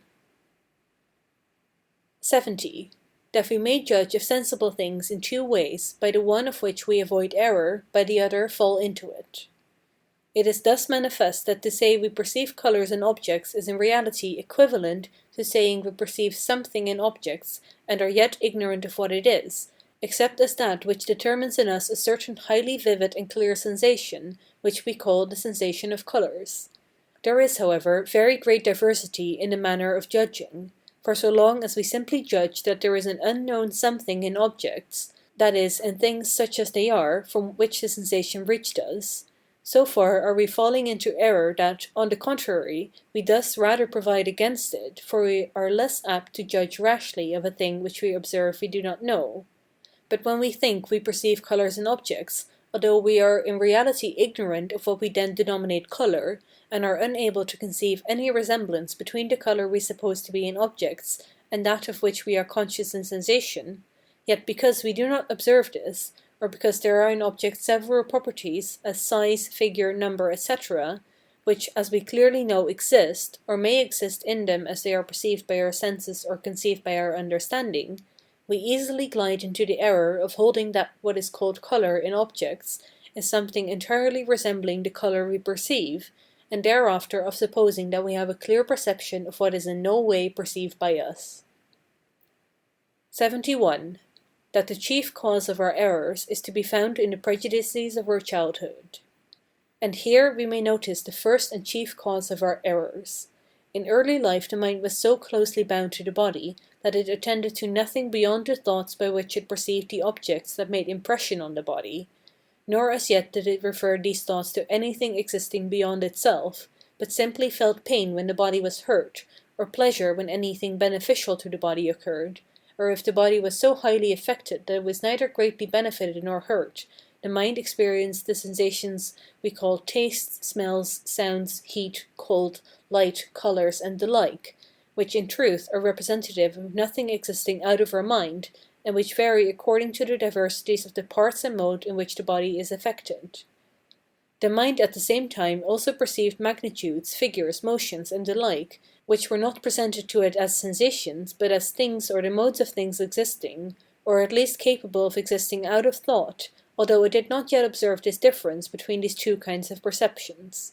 And afterwards, when the machine of the body, which has been so fabricated by nature that it can of its own inherent power move itself in various ways, by turning itself at random on every side, followed after what was useful and avoided what was detrimental, the mind, which was closely connected with it, reflecting on the objects it pursued or avoided, remarked for the first time that they existed out of itself, and not only attributed to them magnitudes, figures, motions, and the like, which it apprehended either as things or the modes of things, but, in addition, attributed to them tastes, odours, and the other ideas of that sort, the sensations of which were caused by itself, and as it only considered other objects in so far as they were useful to the body, in which it was immersed, it judged that there was greater or less reality in each object, according as the impressions it caused on the body were more or less powerful.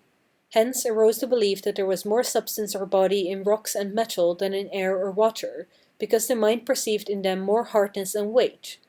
Moreover, the air was thought to be merely nothing so long as we experienced no agitation of it by the wind, or did not feel it hot or cold. And because the stars gave hardly more light than the slender flames of candles, we supposed that each star was but of this size. Again, since the mind did not observe that the earth moved on its axis, or that its superficies was curved like that of a globe, it was on that account more ready to judge the earth immovable and its surface flat. And our mind has been imbued from our infancy with 1,000 other prejudices of the same sort which afterwards in our youth we forgot we had accepted without sufficient examination, and admitted as possessed of the highest truth and clearness as if they had been known by means of our senses or implanted in us by nature. 72. That the second cause of our errors is that we cannot forget these prejudices. And although now, in our mature years, when the mind, being no longer wholly subject to the body, it is not in the habit of referring all things to it, but also seeks to discover the truth of things considered in themselves, we observe the falsehood of a great many of the judgment we had before formed. Yet we experience a difficulty in expunging them from our memory, and so long as they remain there, they give rise to various errors. Thus, for example, since from our earliest years we imagined the stars to be of very small size, we find it highly difficult to rid ourselves of this imagination, although assured by plain astronomical reasons that they are of the greatest. So prevailing is the power of preconceived opinion. 73. The third cause is that we become fatigued by attending to those objects which are not present to the senses, and that we are thus accustomed to judge of these not from present perception but from preconceived opinion. Besides, our mind cannot attend to any object without at length experiencing some pain and fatigue, and of all objects it has the greatest difficulty in attending to those which are present neither to the senses nor to the imagination, whether for the reason that this is natural to it from its union with the body, or because in our early years, being occupied merely with perceptions and imaginations, it has become more familiar with, and acquired greater facility in thinking in those modes than in any other. Hence it also happens that many are unable to conceive any substance except what is imaginable and corporeal, and even sensible. For they are ignorant of the circumstance that those objects alone are imaginable which consist in extension, motion, and figure, while there are many others beside these that are intelligible, and they persuade themselves that nothing can subsist but body, and finally that there is no body which is not sensible.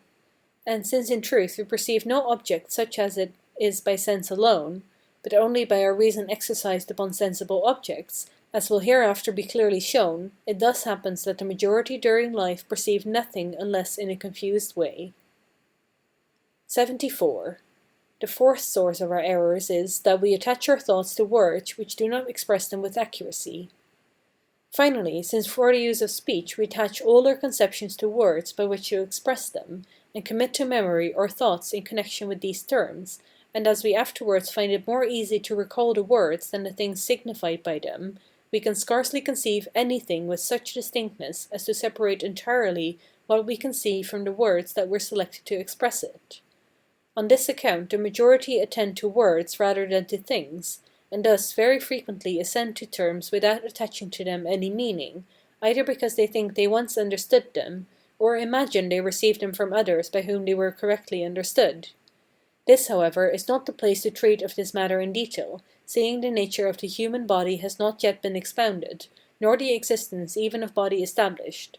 Enough, nevertheless, appears to have been said to enable one to distinguish such of our conceptions as are clear and distinct from those that are obscure and confused. 75. Summary of what must be observed in order to philosophize correctly. Wherefore, if we would philosophize in earnest, and give ourselves to the search after all the truths we are capable of knowing, we must, in the first place, lay aside our prejudices. In other words, we must take care scrupulously to withhold our assent from the opinions we have formerly admitted, until upon new examination we discover that they are true. We must, in the next place, make an orderly review of the notions we have in our minds, and hold as true all and only those which we will clearly and distinctly apprehend. In this way we will observe, first of all, that we exist in so far as it is our nature to think, and at the same time that there is a God upon whom we depend. And after considering his attributes, we will be able to investigate the truth of all other things, since God is the cause of them. Besides the notions we have of God and of our mind, we will likewise find that we possess the knowledge of many propositions which are eternally true, as, for example, that nothing cannot be the cause of anything, etc., and also of certain sensations that affect us, as of pain, colors, tastes, etc., although we do not yet know the cause of our being so affected. and comparing what we have now learned, by examining those things in their order, with our former confused knowledge of them, we will acquire the habit of forming clear and distinct conceptions of all the objects we are capable of knowing. In these few precepts seem to me to be comprised the most general and important principles of human knowledge. 76. That we ought to prefer the divine authority to our perception, but that, apart from things revealed, we ought to assent to nothing that we do not clearly apprehend.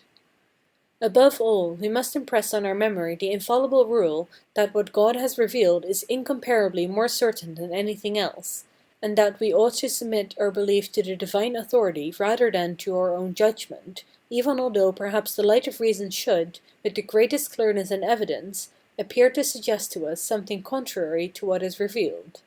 But in things regarding which there is no revelation, it is by no means consistent with the character of a philosopher to accept as true what he has not ascertained to be such, and to trust more to the senses, in other words, to the inconsiderate judgment of childhood, than to the dictates of mature reason. End of Section 5. Section 6 of Selections from the Principles of Philosophy by René Descartes. Part 2 of the Principles of Material Things.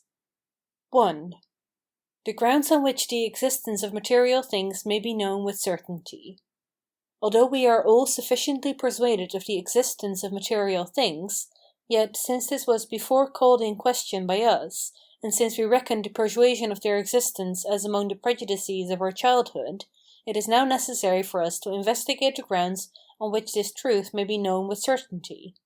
In the first place, then, it cannot be doubted that every perception we have comes to us from some object different from our mind, for it is not in our power to cause ourselves to experience one perception rather than another, the perception being entirely dependent on the object which affects our senses.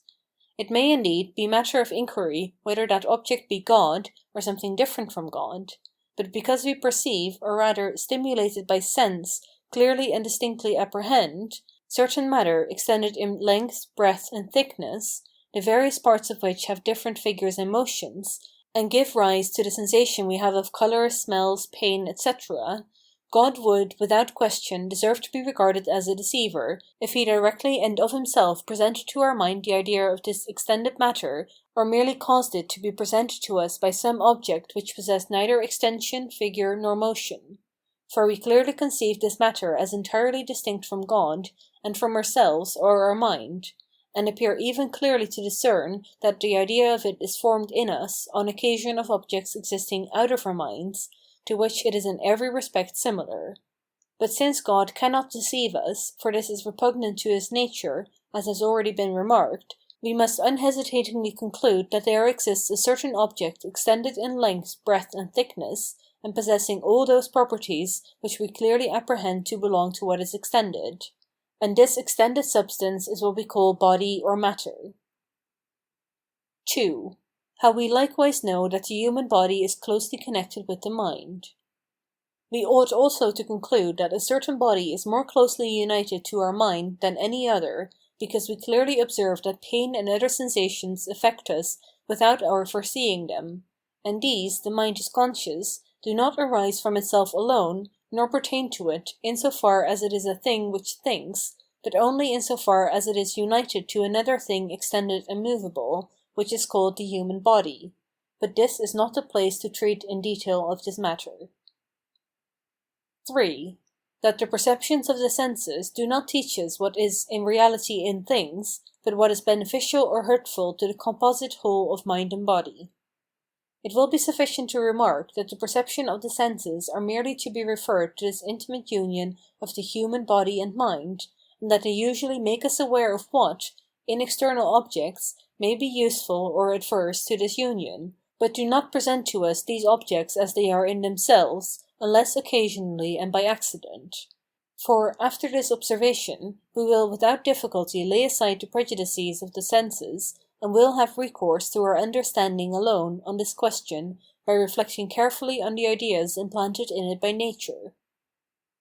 4. That the nature of body consists not in weight, hardness, colour, and the like, but in extension alone. In this way we will discern that the nature of matter or body, considered in general, does not consist in its being hard or ponderous or coloured, or that which affects our senses in any other way, but simply in its being a substance extended in length, breadth, and depth. For with respect to hardness, we know nothing of it by sense farther than that the parts of hard bodies resist the motion of our hands on coming into contact with them. But if every time our hands moved towards any part, all the bodies in that place proceeded as quickly as our hands approached, we should never feel hardness, and yet we have no reason to believe that bodies which might thus recede would on this account lose that which makes them bodies. The nature of body does not, therefore, consist in hardness. In the same way, it may be shown that weight, colour, and all other qualities of this sort, which are perceived in corporeal matter, may be taken from it, itself meanwhile remaining entire. It thus follows that the nature of body depends on none of these. 5. That the truth regarding the nature of body is obscured by the opinions respecting rarefaction and a vacuum with which we are preoccupied. There still remain two causes to prevent its being fully admitted that the true nature of body consists in extension alone. The first is the prevalent opinion that most bodies admit of being so rarefied and condensed that, when rarefied, they have greater extension than when condensed, and some even have subtilized to such a degree as to make a distinction between the substance of body and its quantity, and between quantity itself and extension. The second cause is this, that when we conceive only extension in length, breadth, and depth, we are not in the habit of saying that body is there, but only space, and further void space, which the generality believes to be a mere negation. 6. In what way rarefaction takes place. But with regard to rarefaction and condensation, whoever gives his attention to his own thoughts, and admits nothing of which he is not clearly conscious, will not suppose that there is anything in those processes further than a change of figure in the body rarefied or condensed. So that, in other words, rare bodies are those between the parts of which there are numerous distances filled with other bodies, and dense bodies, on the other hand, those whose parts approaching each other either diminish these distances or take them wholly away, in the latter of which cases the body is rendered absolutely dense. The body, however, when condensed, has not, therefore, less extension than when the parts embrace a greater space, owing to their removal from each other, and their dispersion into branches. For we ought not to attribute to it the extension of the pores or distances which its parts do not occupy when it is rarefied, but to the other bodies that fill these interstices, just as when we see a sponge full of water or any other liquid, we do not suppose that each part of the sponge has on this account greater extension than when compressed and dry, but only that its pores are wider, and therefore that the body is diffused over a larger space. 7. That rarefaction cannot be intelligibly explained unless in the way here proposed. And indeed I am unable to discover the force of the reasons which have induced some to say that rarefaction is the result of the augmentation of the quantity of body, rather than to explain it on the principle exemplified in the case of a sponge. For although when air or water is rarefied, we do not see any of the pores that are rendered large, or the new body that is added to occupy them, it is yet less agreeable to reason to suppose something that is unintelligible for the purpose of giving a verbal and merely apparent explanation of the rarefaction of bodies, than to conclude, because of the rarefaction, that there are pores or distances between the parts which are increased in size and filled with some new body. Nor ought we to refrain from assenting to this explanation, because we perceive this new body by none of our senses, for there is no reason which obliges us to believe that we should perceive by our senses all the body in existence. And we see that it is very easy to explain rarefaction in this manner, but impossible in any other, for, in fine, there would be, as appears to me, a manifest contradiction in supposing that any body was increased by a quantity or extension which it had not before, without the addition to it of a new extended substance, in other words, of another body, because it is impossible to conceive any addition of extension or quantity to a thing without supposing the addition of a substance having quantity or extension, as will more clearly appear from what follows. 8. That quantity and number differ only in thought, ratione, from that which has quantity and is numbered. For quantity differs from extended substance, and number from what is numbered, not in reality but merely in our thought,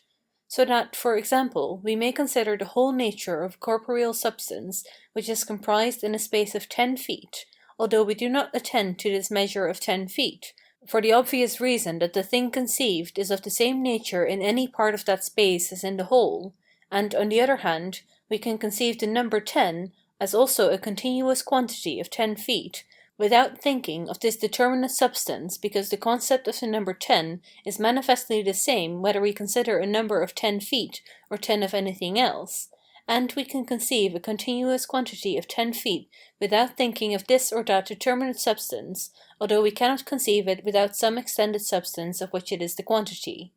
It is in reality, however, impossible that any, even the least part, of such quantity or extension can be taken away, without the retrenchment at the same time of as much of the substance, nor, on the other hand, can we lessen the substance, without at the same time taking as much from the quantity or extension. 9. That corporeal substance, when distinguished from its quantity, is confusedly conceived as something incorporeal. Although perhaps some express themselves otherwise on this matter, I am nevertheless convinced that they do not think differently from what I have now said. For when they distinguish corporeal substance from extension or quantity, they either mean nothing by the word corporeal substance, or they form in their minds merely a confused idea of incorporeal substance, which they falsely attribute to corporeal, and leave to extension the true idea of this corporeal substance, which extension they call an accident, but with such impropriety as to make it easy to discover that their words are not in harmony with their thoughts. 10. What space or internal place is. Space, or internal place, and the corporeal substance which is comprised in it, are not different in reality, but merely in the mode in which they are wont to be conceived by us. For, in truth, the same extension in length, breadth, and depth, which constitutes space, constitutes body, and the difference between them lies only in this, that in body we consider extension as particular, and conceive it to change with the body, whereas in space we attribute to extension a generic unity, so that after taking from a certain space the body which occupied it, we do not suppose that we have at the same time removed the extension of the space, because it appears to us that the same extension remains there so long as it is of the same magnitude and figure, and preserves the same situation in respect to certain bodies around it, by means of which we determine this space. 11. How space is not in reality different from corporeal substance. And indeed it will be easy to discern that it is the same extension which constitutes the nature of body as of space, and that these two things are mutually diverse only as the nature of the genus and species differs from that of the individual, provided we reflect on the idea we have of any body, taking a stone for example, and reject all that is not essential to the nature of body. In the first place, then, hardness may be rejected, because if the stone were liquefied or reduced to powder, it would no longer possess hardness, and yet would not cease to be a body. Color also may be thrown out of account, because we have frequently seen stones so transparent as to have no color. Again, we may reject weight, because we have the case of fire, which though very light, is still a body. And finally, we may reject cold, heat, and all other qualities of this sort, either because they are not considered as in the stone, or because, with the change of these qualities, the stone is not supposed to have lost the nature of body. After this examination, we will find that nothing remains in the idea of body, except that it is something extended in length, breadth, and depth, and this something is comprised in our idea of space, not only of that which is full of body, but even of what is called void space. 12. How space differs from body in our mode of conceiving it. There is, however, some difference between them in the mode of conception, for if we remove a stone from the space or place in which it was, we conceive that its extension also is taken away, because we regard this as particular and inseparable from the stone itself. But meanwhile we suppose that the same extension of place in which the stone was remains, although the place of the stone be occupied by wood, water, air, or by any other body, or be even supposed vacant, because we now consider extension in general, and think that the same is common to stones, wood, water, air, and other bodies, and even to a vacuum itself, if there is any such thing, provided it be of the same magnitude and figure as before, and preserve the same situation among the external bodies which determine this space. 13. What external place is. the reason of which is, that the words place and space signify nothing really different from body which is said to be in place, but merely designate its magnitude, figure, and situation among other bodies. For it is necessary, in order to determine the situation, to regard other bodies which we consider as immovable, and according as we look to different bodies, we may see that the same thing at the same time does and does not change place. For example, when a vessel is being carried out to sea, a person sitting at the stern may be said to remain always in one place, if we look to the parts of the vessel, since with respect to these he preserves the same situation, and on the other hand, if regard be had to the neighbouring shores, the same person will seem to be perpetually changing place, seeing he is constantly receding from one shore and approaching another. And besides, if we suppose that the earth moves, and that it makes precisely as much way from west to east as the vessel from east to west, we will again say that the person at the stern does not change his place, because this place will be determined by certain immovable points which we imagine to be in the heavens. But if at length we are persuaded that there are no points really immovable in the universe, as will hereafter be shown to be probable, we will thence conclude that nothing has a permanent place unless in so far as it is fixed by our thought. End of Section 6. Section 7 of Selections from the Principles of Philosophy by René Descartes. Of the Principles of Material Things. 14.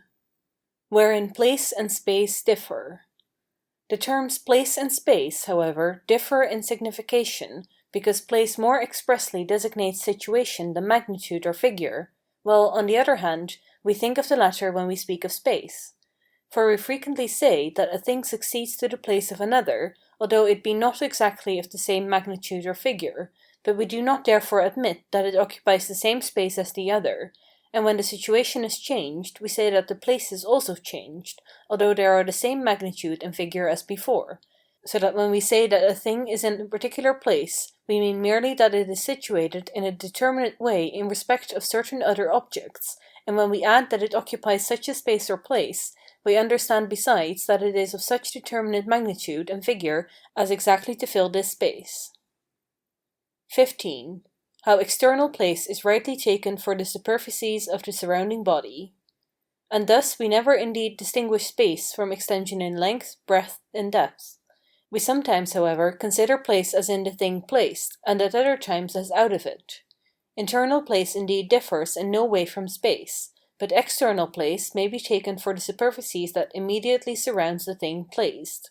It ought to be remarked that by superficies we do not here understand any part of the surrounding body, but only the boundary between the surrounding and surrounded bodies, which is nothing more than a mode, or at least that we speak of superficies in general which is no part of one body rather than another, but is always considered the same, provided it retain the same magnitude and figure.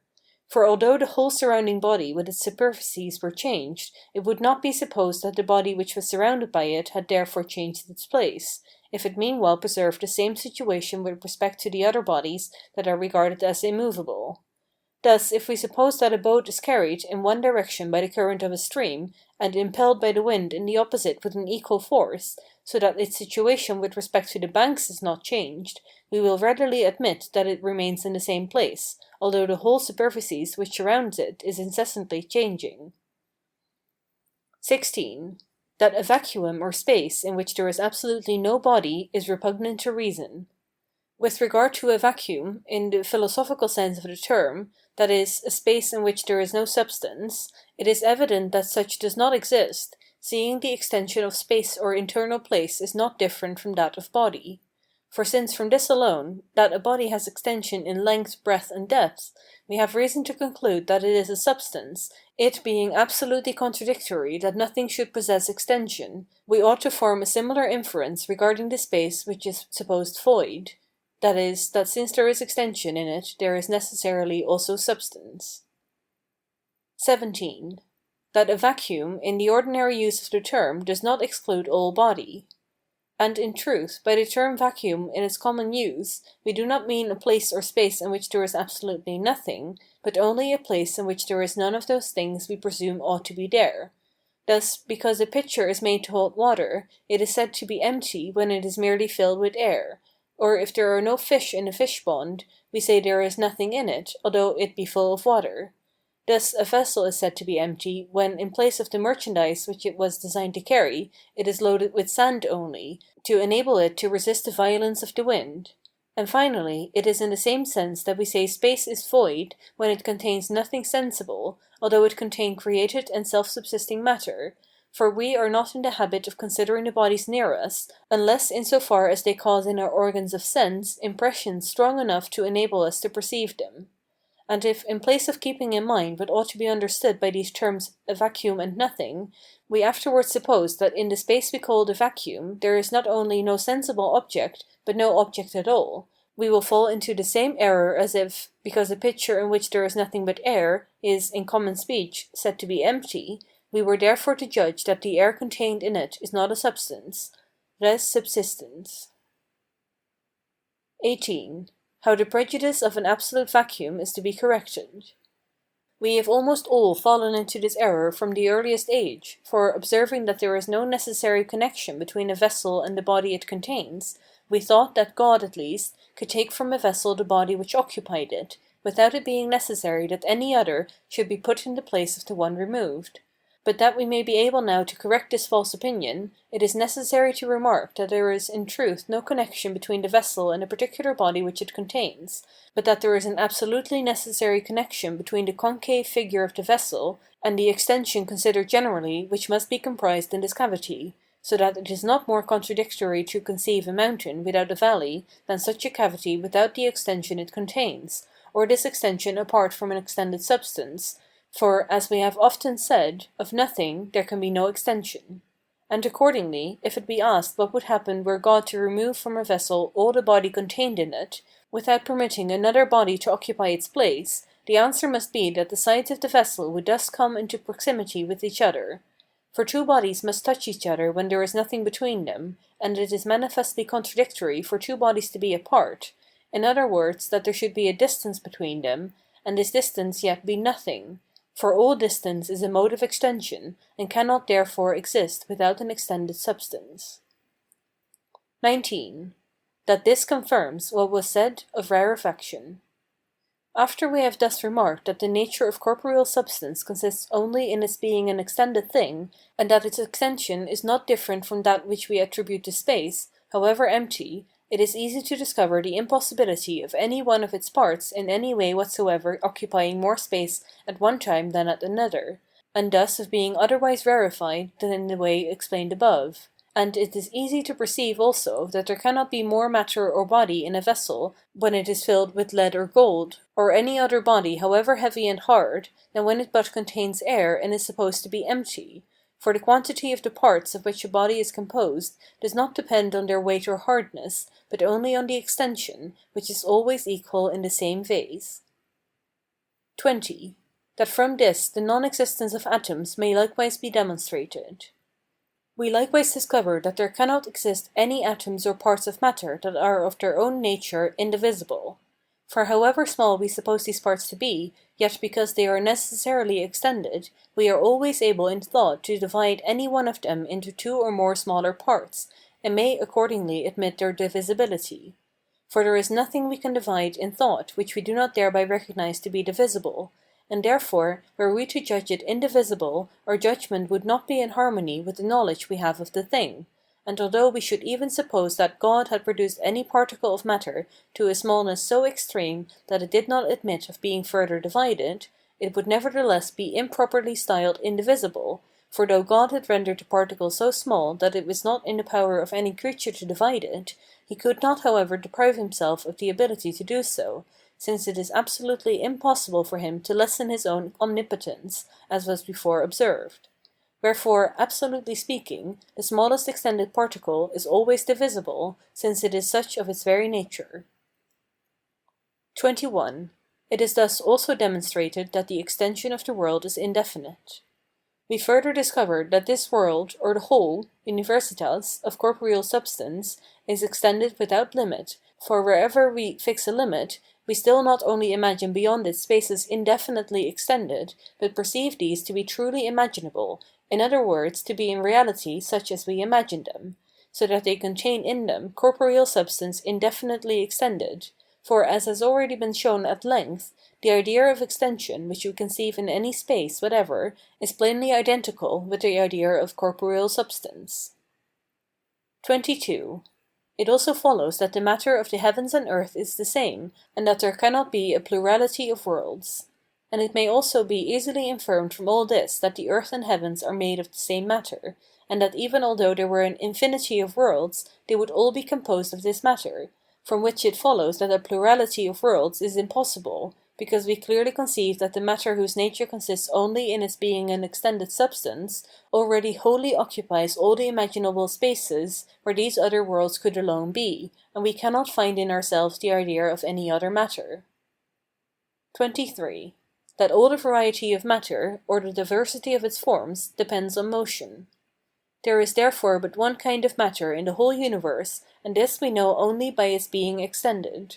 All the properties we distinctly perceive to belong to it are reducible to its capacity of being divided and moved according to its parts, and accordingly it is capable of all those affections which we perceive can arise from the motion of its parts. For the partition of matter in thought makes no change in it, but all variation of it, or diversity of form, depends on motion. The philosophers even seem universally to have observed this, for they said that nature was the principle of motion and rest, and by nature they understood that by which all corporeal things become such as they are found in experience. 24. What motion is, taking the term in its common use. But motion, that is, local, for I can conceive no other kind of motion, and therefore I do not think we ought to suppose there is any other in nature, in the ordinary sense of the term, is nothing more than the action by which a body passes from one place to another. And just as we have remarked above that the same thing may be said to change and not to change place at the same time, so also we may say that the same thing is at the same time moved and not moved. Thus, for example, a person seated in a vessel which is setting sail thinks he is in motion if he looks to the shore that he has left, and consider it as fixed, but not if he regard the ship itself, among the parts of which he preserves always the same situation. Moreover, because we are accustomed to suppose that there is no motion without action, and that in rest there is the cessation of action, the person thus seated is more properly said to be at rest than in motion, seeing he is not conscious of being in action. 25. What motion is properly so called. But if, instead of occupying ourselves with that which has no foundation, unless in ordinary usage, we desire to know what ought to be understood by motion according to the truth of the thing, we may say, in order to give it a determinate nature, that it is the transporting of one part of matter, or of one body, from the vicinity of those bodies that are in immediate contact with it, or which we regard as at rest, to the vicinity of other bodies. By a body as a part of matter, I understand all that which is transferred together, although it be perhaps composed of several parts, which in themselves have other motions, and I say that it is the transporting and not the force or action which transports, with the view of showing that motion is always in the immovable thing, not in that which moves, for it seems to me that we are not accustomed to distinguish these two things with sufficient accuracy. Farther, I understand that it is a mode of the movable thing, and not a substance, just as figure is a property of the thing figured, and repose of that which is at rest. End of Section 7. Section 8 of Selections from the Principles of Philosophy by René Descartes. Part 3 of the Visible World. 1. That we cannot think too highly of the works of God. Having now ascertained certain principles of material things, which were sought not by the prejudices of the senses, but by the light of reason, and which thus possess so great evidence that we cannot doubt of their truth, it remains for us to consider whether from these alone we can deduce the explication of all the phenomena of nature. We will commence with those phenomena that are of the greatest generality, and upon which the others depend, as, for example, with the general structure of this whole visible world. But in order to our philosophizing aright regarding this, two things are first of all to be observed. The first is, that we should ever bear in mind the infinity of the power and goodness of God, that we may not fear falling into error by imagining his works to be too great, beautiful, and perfect, but that we may, on the contrary, take care lest, by supposing limits to them of which we have no certain knowledge, we appear to think less highly than we ought of the power of God. 2. that we ought to beware lest, in our presumption, we imagine that the ends which God proposed to him in the creation of the world are understood by us. The second is, that we should beware of presuming too highly of ourselves, as it seems we should do if we supposed certain limits to the world, without being assured of their existence either by natural reasons or by divine revelation, as if the power of our thought extended beyond what God has in reality made, but likewise still more if we persuaded ourselves that all things were created by God for us only, or if we merely supposed that we could comprehend by the power of our intellect the ends which God proposed to himself in creating the universe. 3. In what sense it may be said that all things were created for the sake of man. For although, as far as regards morals, it may be a pious thought to believe that God made all things for us, seeing we may thus be incited to greater gratitude and love toward him, and although it is even in some sense true, because there is no created thing of which we cannot make some use, if it be only that of exercising our mind in considering it, and honoring God on account of it, it is yet by no means probable that all things were created for us in this way that God had no other end in their creation, and this supposition would be plainly ridiculous and inept in physical reasoning, for we do not doubt but that many things exist, or formerly existed and have now ceased to be, which were never seen or known by man, and were never of use to him. End of Section 8. Section 9 of Selections from the Principles of Philosophy by René Descartes. Part 4. Of the Earth. 188. Of what is to be borrowed from disquisitions on animals and man, to advance the knowledge of material objects. I should add nothing farther to this, the fourth part of the Principles of Philosophy, that I purpose carrying out my original design of writing a fifth and sixth part, the one treating of things possessed of life, that is, animals and plants, and the other of man. But because I have not yet acquired sufficient knowledge of all the matters of which I should desire to treat in these two last parts, and do not know whether I shall ever have sufficient leisure to finish them, I will here subjoin a few things regarding the objects of our senses, that I may not, for the sake of the latter, delay too long the publication of the former parts, or of what may be desiderated in them, which I might have reserved for explanations in those others. For I have hitherto described this earth, and generally the whole visible world, as if it were merely a machine in which there was nothing at all to consider except the figures and motions of its parts, whereas our senses present to us many other things, for example colours, smells, sounds, and the like, of which, if I did not speak at all, it would be thought I had omitted the explication of the majority of the objects that are in nature. 189.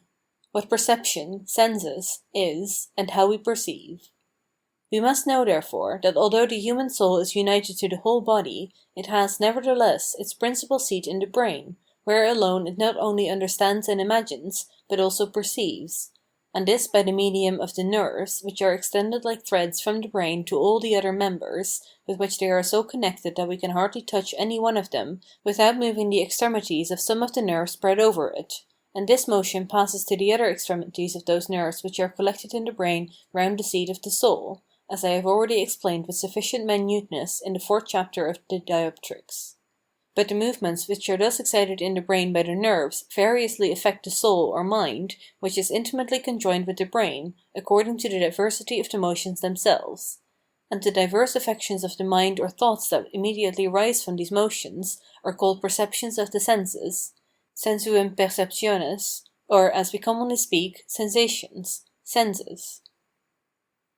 190. Of the distinction of the senses, and, first, of the internal, that is, of the affections of the mind, passions, and the natural appetites.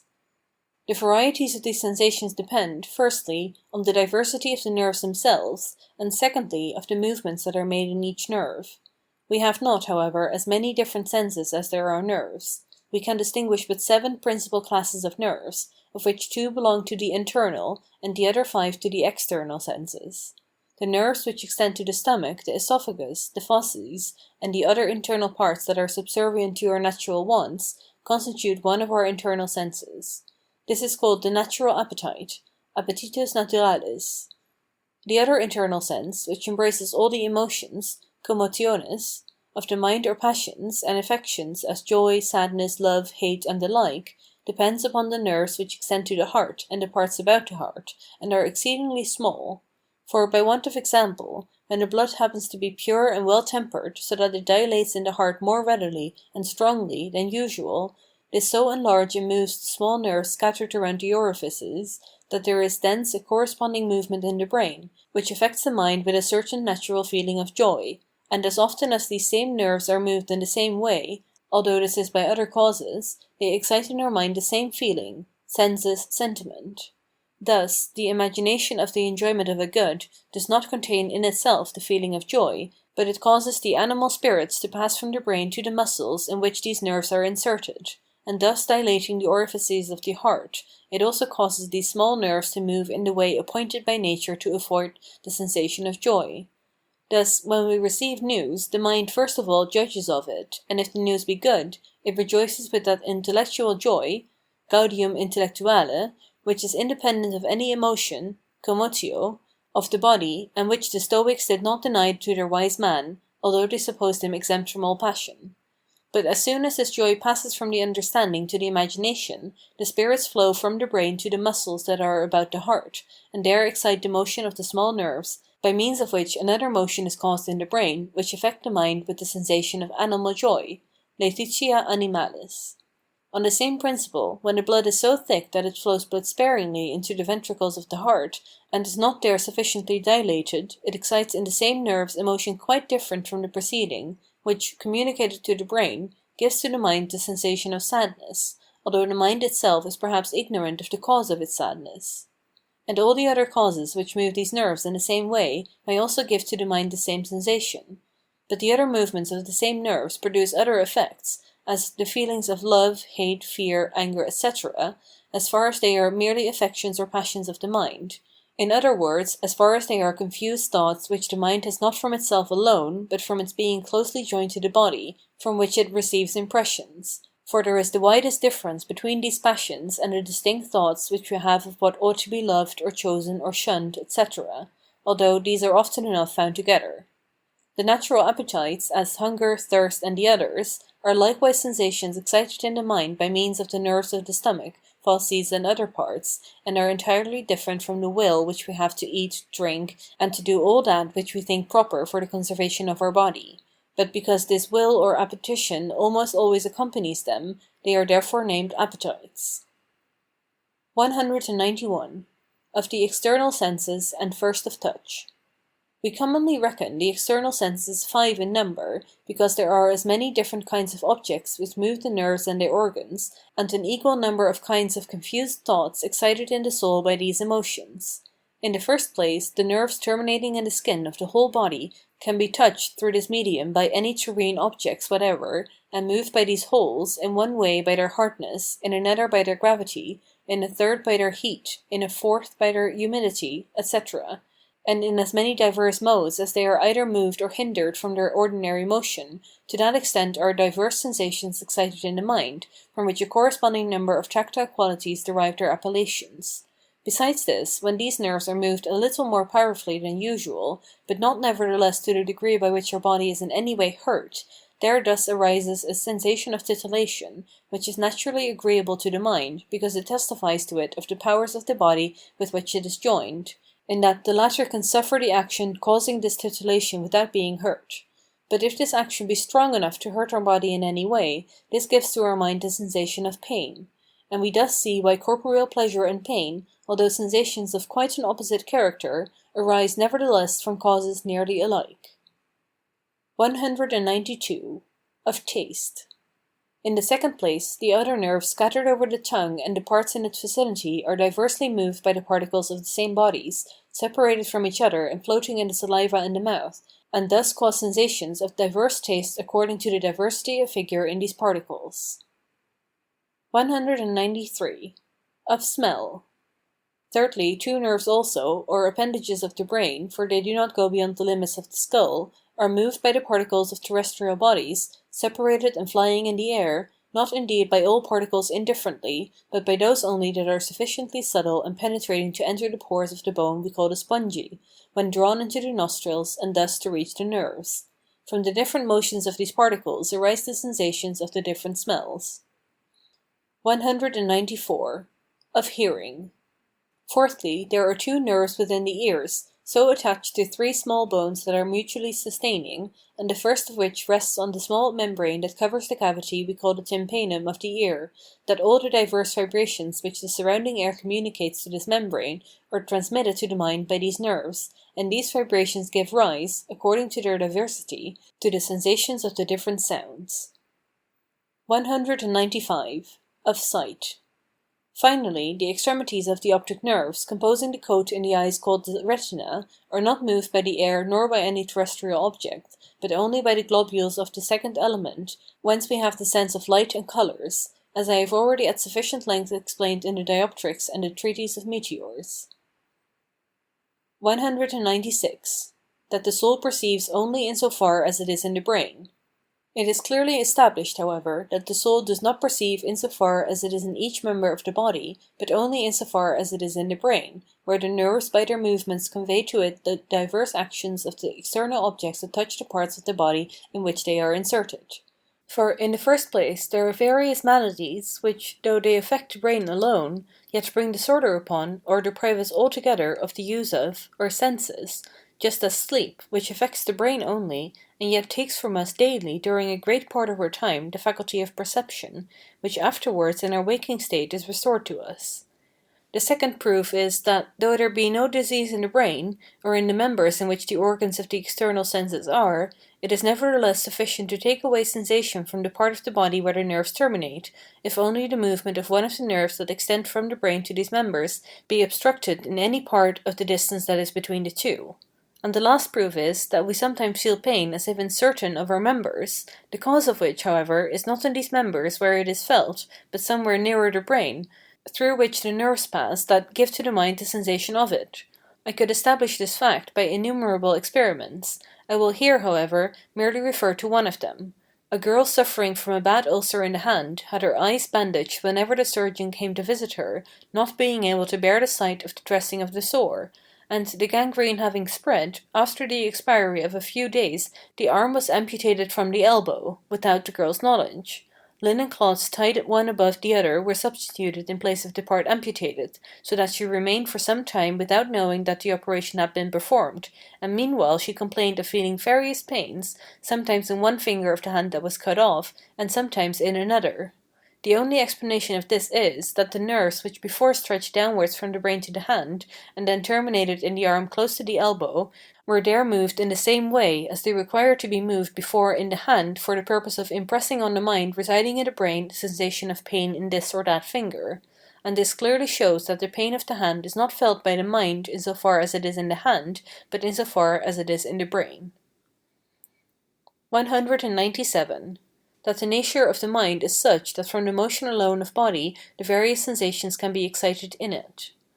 In the next place, it can be proved that our mind is of such a nature that the motions of the body alone are sufficient to excite in it all sorts of thoughts, without it being necessary that these should in any way resemble the motions which give rise to them, and especially that these motions can excite in it those confused thoughts called sensations, sensus sensationes. For we see that words, whether uttered by the voice or merely written, excite in our minds all kinds of thoughts and emotions. On the same paper, with the same pen and ink, by merely moving the point of the pen over the paper in a particular way, we can trace letters that will raise in the minds of our readers the thoughts of combats, tempests, or the Furies, and the passions of indignation and sorrow. In place of which, if the pen be moved in another way hardly different from the former, this slight change will cause thoughts widely different from the above, such as those of repose, peace, pleasantness, and the quite opposite passions of love and joy. Some one will perhaps object that writing and speech do not immediately excite in the mind any passions, or imaginations of things different from the letters and sounds, but afford simply the knowledge of these, on occasion of which the mind, understanding the signification of the words, afterwards excites in itself the imaginations and passions that correspond to the words. But what will be said of the sensations of pain and titillation? The motion merely of a sword cutting a part of our skin causes pain, but does not on that account make us aware of the motion or figure of the sword. And it is certain that this sensation of pain is not less different from the motion that causes it, or from that of the part of our body which the sword cuts, than are the sensations we have of colour, sound, odour, or taste. On this ground we may conclude that our mind is of such a nature that the motions alone of certain bodies can also easily excite in it all the other sensations, as the motion of a sword excites in it the sensation of pain. End of section 9. Section 10 of Selections from the Principles of Philosophy by René Descartes. Of the Earth. 198. That by our senses we know nothing of external objects beyond their figure or situation, magnitude, and motion. Besides, we observe no such difference between the nerves as to lead us to judge that one set of them convey to the brain from the organs of the external senses anything different from another, or that anything at all reaches the brain besides the local motion of the nerves themselves. And we see that local motion alone causes in us not only the sensation of titillation and of pain, but also of light and sounds. For if we receive a blow on the eye of sufficient force to cause the vibration of the stroke to reach the retina, we see numerous sparks of fire, which nevertheless are not out of our eye, and when we stop our ear with our finger, we hear a humming sound, the cause of which can only proceed from the agitation of the air that is shut up within it. Finally, we frequently observe that heat, hardness, weight, and the other sensible qualities, as far as they are in objects, and also the form of those bodies that are purely material, as for example the forms of fire, are produced in them by the motion of certain other bodies, and that these in their turn likewise produce other motions in other bodies. And we can easily conceive how the motion of one body may be caused by that of another, and diversified by the size, figure, and situation of its parts, but we are wholly unable to conceive how these same things, that is, size, figure, and motion, can produce something else of a nature entirely different from themselves, as for example, those substantial forms and real qualities which many philosophers suppose to be in our bodies, nor likewise can we conceive how these qualities or forms possess force to cause motions in other bodies.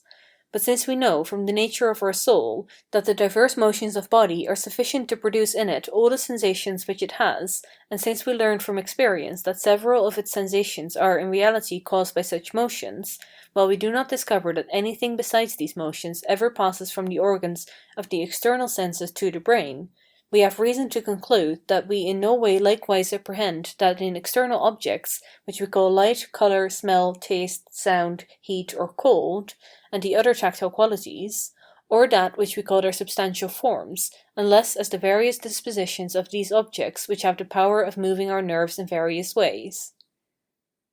199. That there is no phenomenon of nature whose explanation has been omitted in this treatise.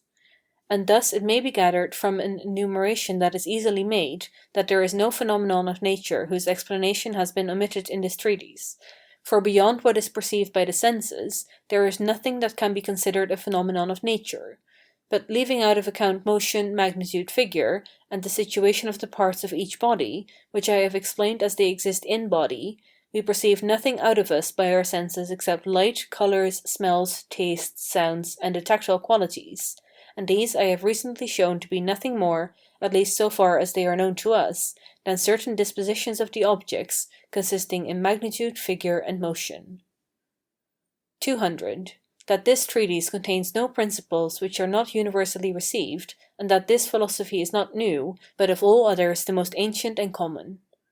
But I am desirous also that it should be observed that, though I have here endeavoured to give an explanation of the whole nature of material things, I have nevertheless made use of no principle which was not received and approved by Aristotle, and by the other philosophers of all ages, so that this philosophy, so far from being new, is of all the others the most ancient and common. For I have in truth merely considered the figure, motion, and magnitude of bodies, and examined what must follow from their mutual concourse on the principles of mechanics, which are confirmed by certain and daily experience. But no one ever doubted that bodies are moved, and that they are of various sizes and figures, according to the diversity of which their motions also vary, and that from mutual collision, though somewhat greater than others are divided into many smaller, and thus change figure. We have experience of the truth of this, not merely by a single sense, but by several, as touch, sight, and hearing. We also distinctly imagine and understand it. This cannot be said of any of the other things that fall under our senses, as colours, sounds, and the like, for each of these affects but one of our senses, and merely impresses upon our imagination a confused image of itself, affording our understanding no distinct knowledge of what it is. 201. That sensible bodies are composed of insensible particles. But I allow many particles in each body that are perceived by none of our senses, and this will not perhaps be approved of by those who take the senses for the measure of the knowable. We greatly wrong human reason, however, as appears to me, if we suppose that it does not go beyond the eyesight. For no one can doubt that there are bodies so small as not to be perceptible by any of our senses, provided he only consider what is each moment added to those bodies that are being increased little by little, and what is taken from those that are diminished in the same way. A tree increases daily, and it is impossible to conceive how it becomes greater than it was before, unless we at the same time conceive that some body is added to it. But who ever observed by the senses those small bodies that are in one day added to a tree while growing? Among the philosophers at least, those who hold that quantity is indefinitely divisible, ought to admit that in the division the parts may become so small as to be wholly imperceptible. And indeed it ought not to be a matter of surprise that we are unable to perceive very minute bodies, for the nerves that must be moved by objects to cause perception are not themselves very minute, but are like small cords, being composed of a quantity of smaller fibres, and thus the most minute bodies are not capable of moving them. Nor do I think that any one who makes use of his reason will deny that we philosophize with much greater truth when we judge of what takes place in those small bodies which are imperceptible from their minuteness only, after the analogy of what we see occurring in those we do perceive, and in this way explain all that is in nature as I have essayed to do in this treatise, than when we give an explanation of the same things by inventing I know not what novelties that have no relation to the things we actually perceive, as first matter, substantial forms, and all that grand array of qualities which many are in the habit of supposing, each of which is more difficult to comprehend than all that is professed to be explained by means of them. 202. That the philosophy of Democritus is not less different from ours than from the common.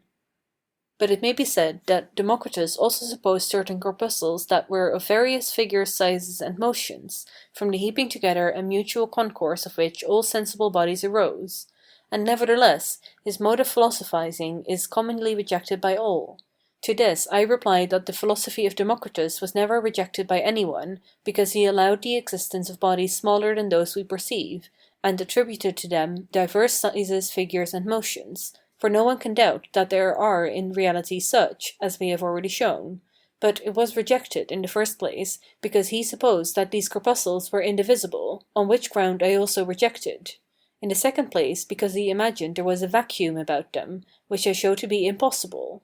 thirdly because he attributed gravity to these bodies, of which I deny the existence in any body, in so far as a body is considered by itself, because it is a quality that depends on the relations of situation and motion which several bodies bear to each other; and finally, because he has not explained in particular how all things arose from the concourse of corpuscles alone, or if he gave this explanation with regard to a few of them, his whole reasoning was far from being coherent, or such as would warrant us in extending the same explanation to the whole of nature.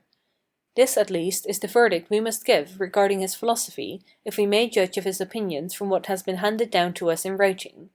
I leave it to others to determine whether the philosophy I profess possesses a valid coherency, and whether on its principles we can make the requisite number of deductions, and, inasmuch as the consideration of figure, magnitude, and motion has been admitted by Aristotle and by all the others, as well as by Democritus, and since I reject all that the latter has supposed, with this single exception, while I reject generally all that has been supposed by the others, it is plain that this mode of philosophizing has no more affinity with that of Democritus than of any other particular sect. 203. How we may arrive at the knowledge of the figures, magnitudes, and motions of the insensible particles of bodies.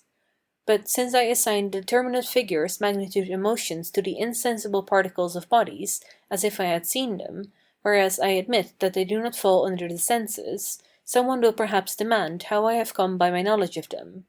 To this I reply that I first considered in general all the clear and distinct notions of material things that are to be found in our understanding, and that, finding no others except those of figures, magnitudes, and motions, and of the rules according to which these three things can be diversified by each other, which rules are the principles of geometry and mechanics, I judge that all the knowledge man can have of nature must of necessity be drawn from this source, because all the other notions we have of sensible things, as confused and obscure, can be of no avail in affording us the knowledge of anything out of ourselves, but must serve rather to impede it. Thereupon, taking as my ground of inference the simplest and best known of the principles that have been implanted in our minds by nature, I consider the chief differences that could possibly subsist between the magnitudes and figures and situations of bodies insensible on account of their smallness alone, and what sensible effects could be produced by their various modes of coming into contact. And afterwards, when I found like effects in the bodies that we perceive by our senses, I judged that they could have been thus produced, especially since no other mode of explaining them could be devised. And in this matter the example of several bodies made by art was of great service to me, for I recognise no difference between these and natural bodies beyond this, that the effects of machines depend for the most part on the agency of certain instruments, which, as they must bear some proportion to the hands of those who make them, are always so large that their figures and motions can be seen. In place of which, the effects of natural bodies almost always depend upon certain organs so minute as to escape our senses. And it is certain that all the rules of mechanics belong also to physics, of which it is a part or species, so that all the artificial is withal natural. For it is not less natural for a clock, made of the requisite number of wheels, to mark the hours, than for a tree, which has sprung from this or that seed, to produce the fruit peculiar to it. Accordingly, just as those who are familiar with automata, when they are informed of the use of a machine, and see some of its parts, easily infer from these the way in which the others, that are not seen by them, are made, so from considering the sensible effects and parts of natural bodies, I have essayed to determine the character of their causes and insensible parts. 204. That, touching the things which our senses do not perceive, it is sufficient to explain how they can be, and that this is all that Aristotle has essayed. But here someone will perhaps reply, that although I have supposed causes which could produce all natural objects, we ought not on this account to conclude that they were produced by these causes. For just as the same artisan can make two clocks, which, though they both equally well indicate the time, and are not different in outward appearance, have nevertheless nothing resembling in the composition of their wheels, so doubtless the supreme maker of things has an infinity of diverse means at his disposal, by each of which he could have made all the things of this world to appear as we see them, without it being possible for the human mind to know which of all these means he chose to employ. I most freely concede this, and I believe that I have done all that was required, if the causes I have assigned are such that their effects accurately correspond to all the phenomena of nature, without determining whether it is by these or by others that they are actually produced. And it will be sufficient for the use of life to know the causes thus imagined, for medicine, mechanics, and in general all the arts to which the knowledge of physics is of service, have for their end only those effects that are sensible, and that are accordingly to be reckoned among the phenomena of nature. And lest it should be supposed that Aristotle did, or professed to do, anything more than this, it ought to be remembered that he himself expressly says, at the commencement of the 7th chapter of the first book of the Meteorologies, that with regard to things which are not manifest to the senses, he thinks to adduce sufficient reasons and demonstrations of them, if he only shows that they may be such as he explains them. 205. That nevertheless there is a moral certainty that all the things of this world are such as has here been shown they may be. But nevertheless, that I may not wrong the truth by supposing it less certain than it is, I will here distinguish two kinds of certitude. The first is called moral, that is, a certainty sufficient for the conduct of life, though if we look to the absolute power of God, what is morally certain may be false. Thus, those who never visited Rome do not doubt that it is a city of Italy, though it might be that all from whom they got their information were deceived. Again, if anyone, wishing to decipher a letter written in Latin characters that are not placed in regular order, bethinks himself of reading a B wherever an A is found, and a C wherever there is a B, and thus of substituting in place of each letter the one which follows it in the order of the alphabet, and if by this means he finds that there are certain Latin words composed of these, he will not doubt that the true meaning of the writing is contained in these words, although he may discover this only by conjecture, and although it is possible that the writer of it did not arrange the letters on this principle of alphabetical order, but on some other, and thus concealed another meaning in it. For this is so improbable, especially when a cipher contains a number of words, as to seem incredible. But they who observe how many things regarding the magnet, fire, and the fabric of the whole world are here deduced from a very small number of principles, though they deemed that I had taken them up at random and without grounds, will yet perhaps acknowledge that it could hardly happen that so many things should cohere if these principles were false. 206. That we possess even more than a moral certainty of it. Besides, there are some, even among natural things, which we judge to be absolutely certain. Absolute certainty arises when we judge that it is impossible a thing can be otherwise than as we think it. This certainty is founded on the metaphysical ground that, as God is supremely good and the source of all truth, the faculty of distinguishing truth from error which he gave us cannot be fallacious so long as we use it aright, and distinctly perceive anything by it. Of this character are the demonstrations of mathematics, the knowledge that material things exist, and the clear reasonings that are formed regarding them. The results I have given in this treatise will perhaps be admitted to a place in the class of truths that are absolutely certain, if it be considered that they are deduced in a continuous series from the first and most elementary principles of human knowledge, especially if it be sufficiently understood that we can perceive no external objects unless some local motion be caused by them in our nerves, and that such motion cannot be caused by the fixed stars, owing to their great distance from us, unless a motion be also produced in them and in the whole heavens lying between them and us.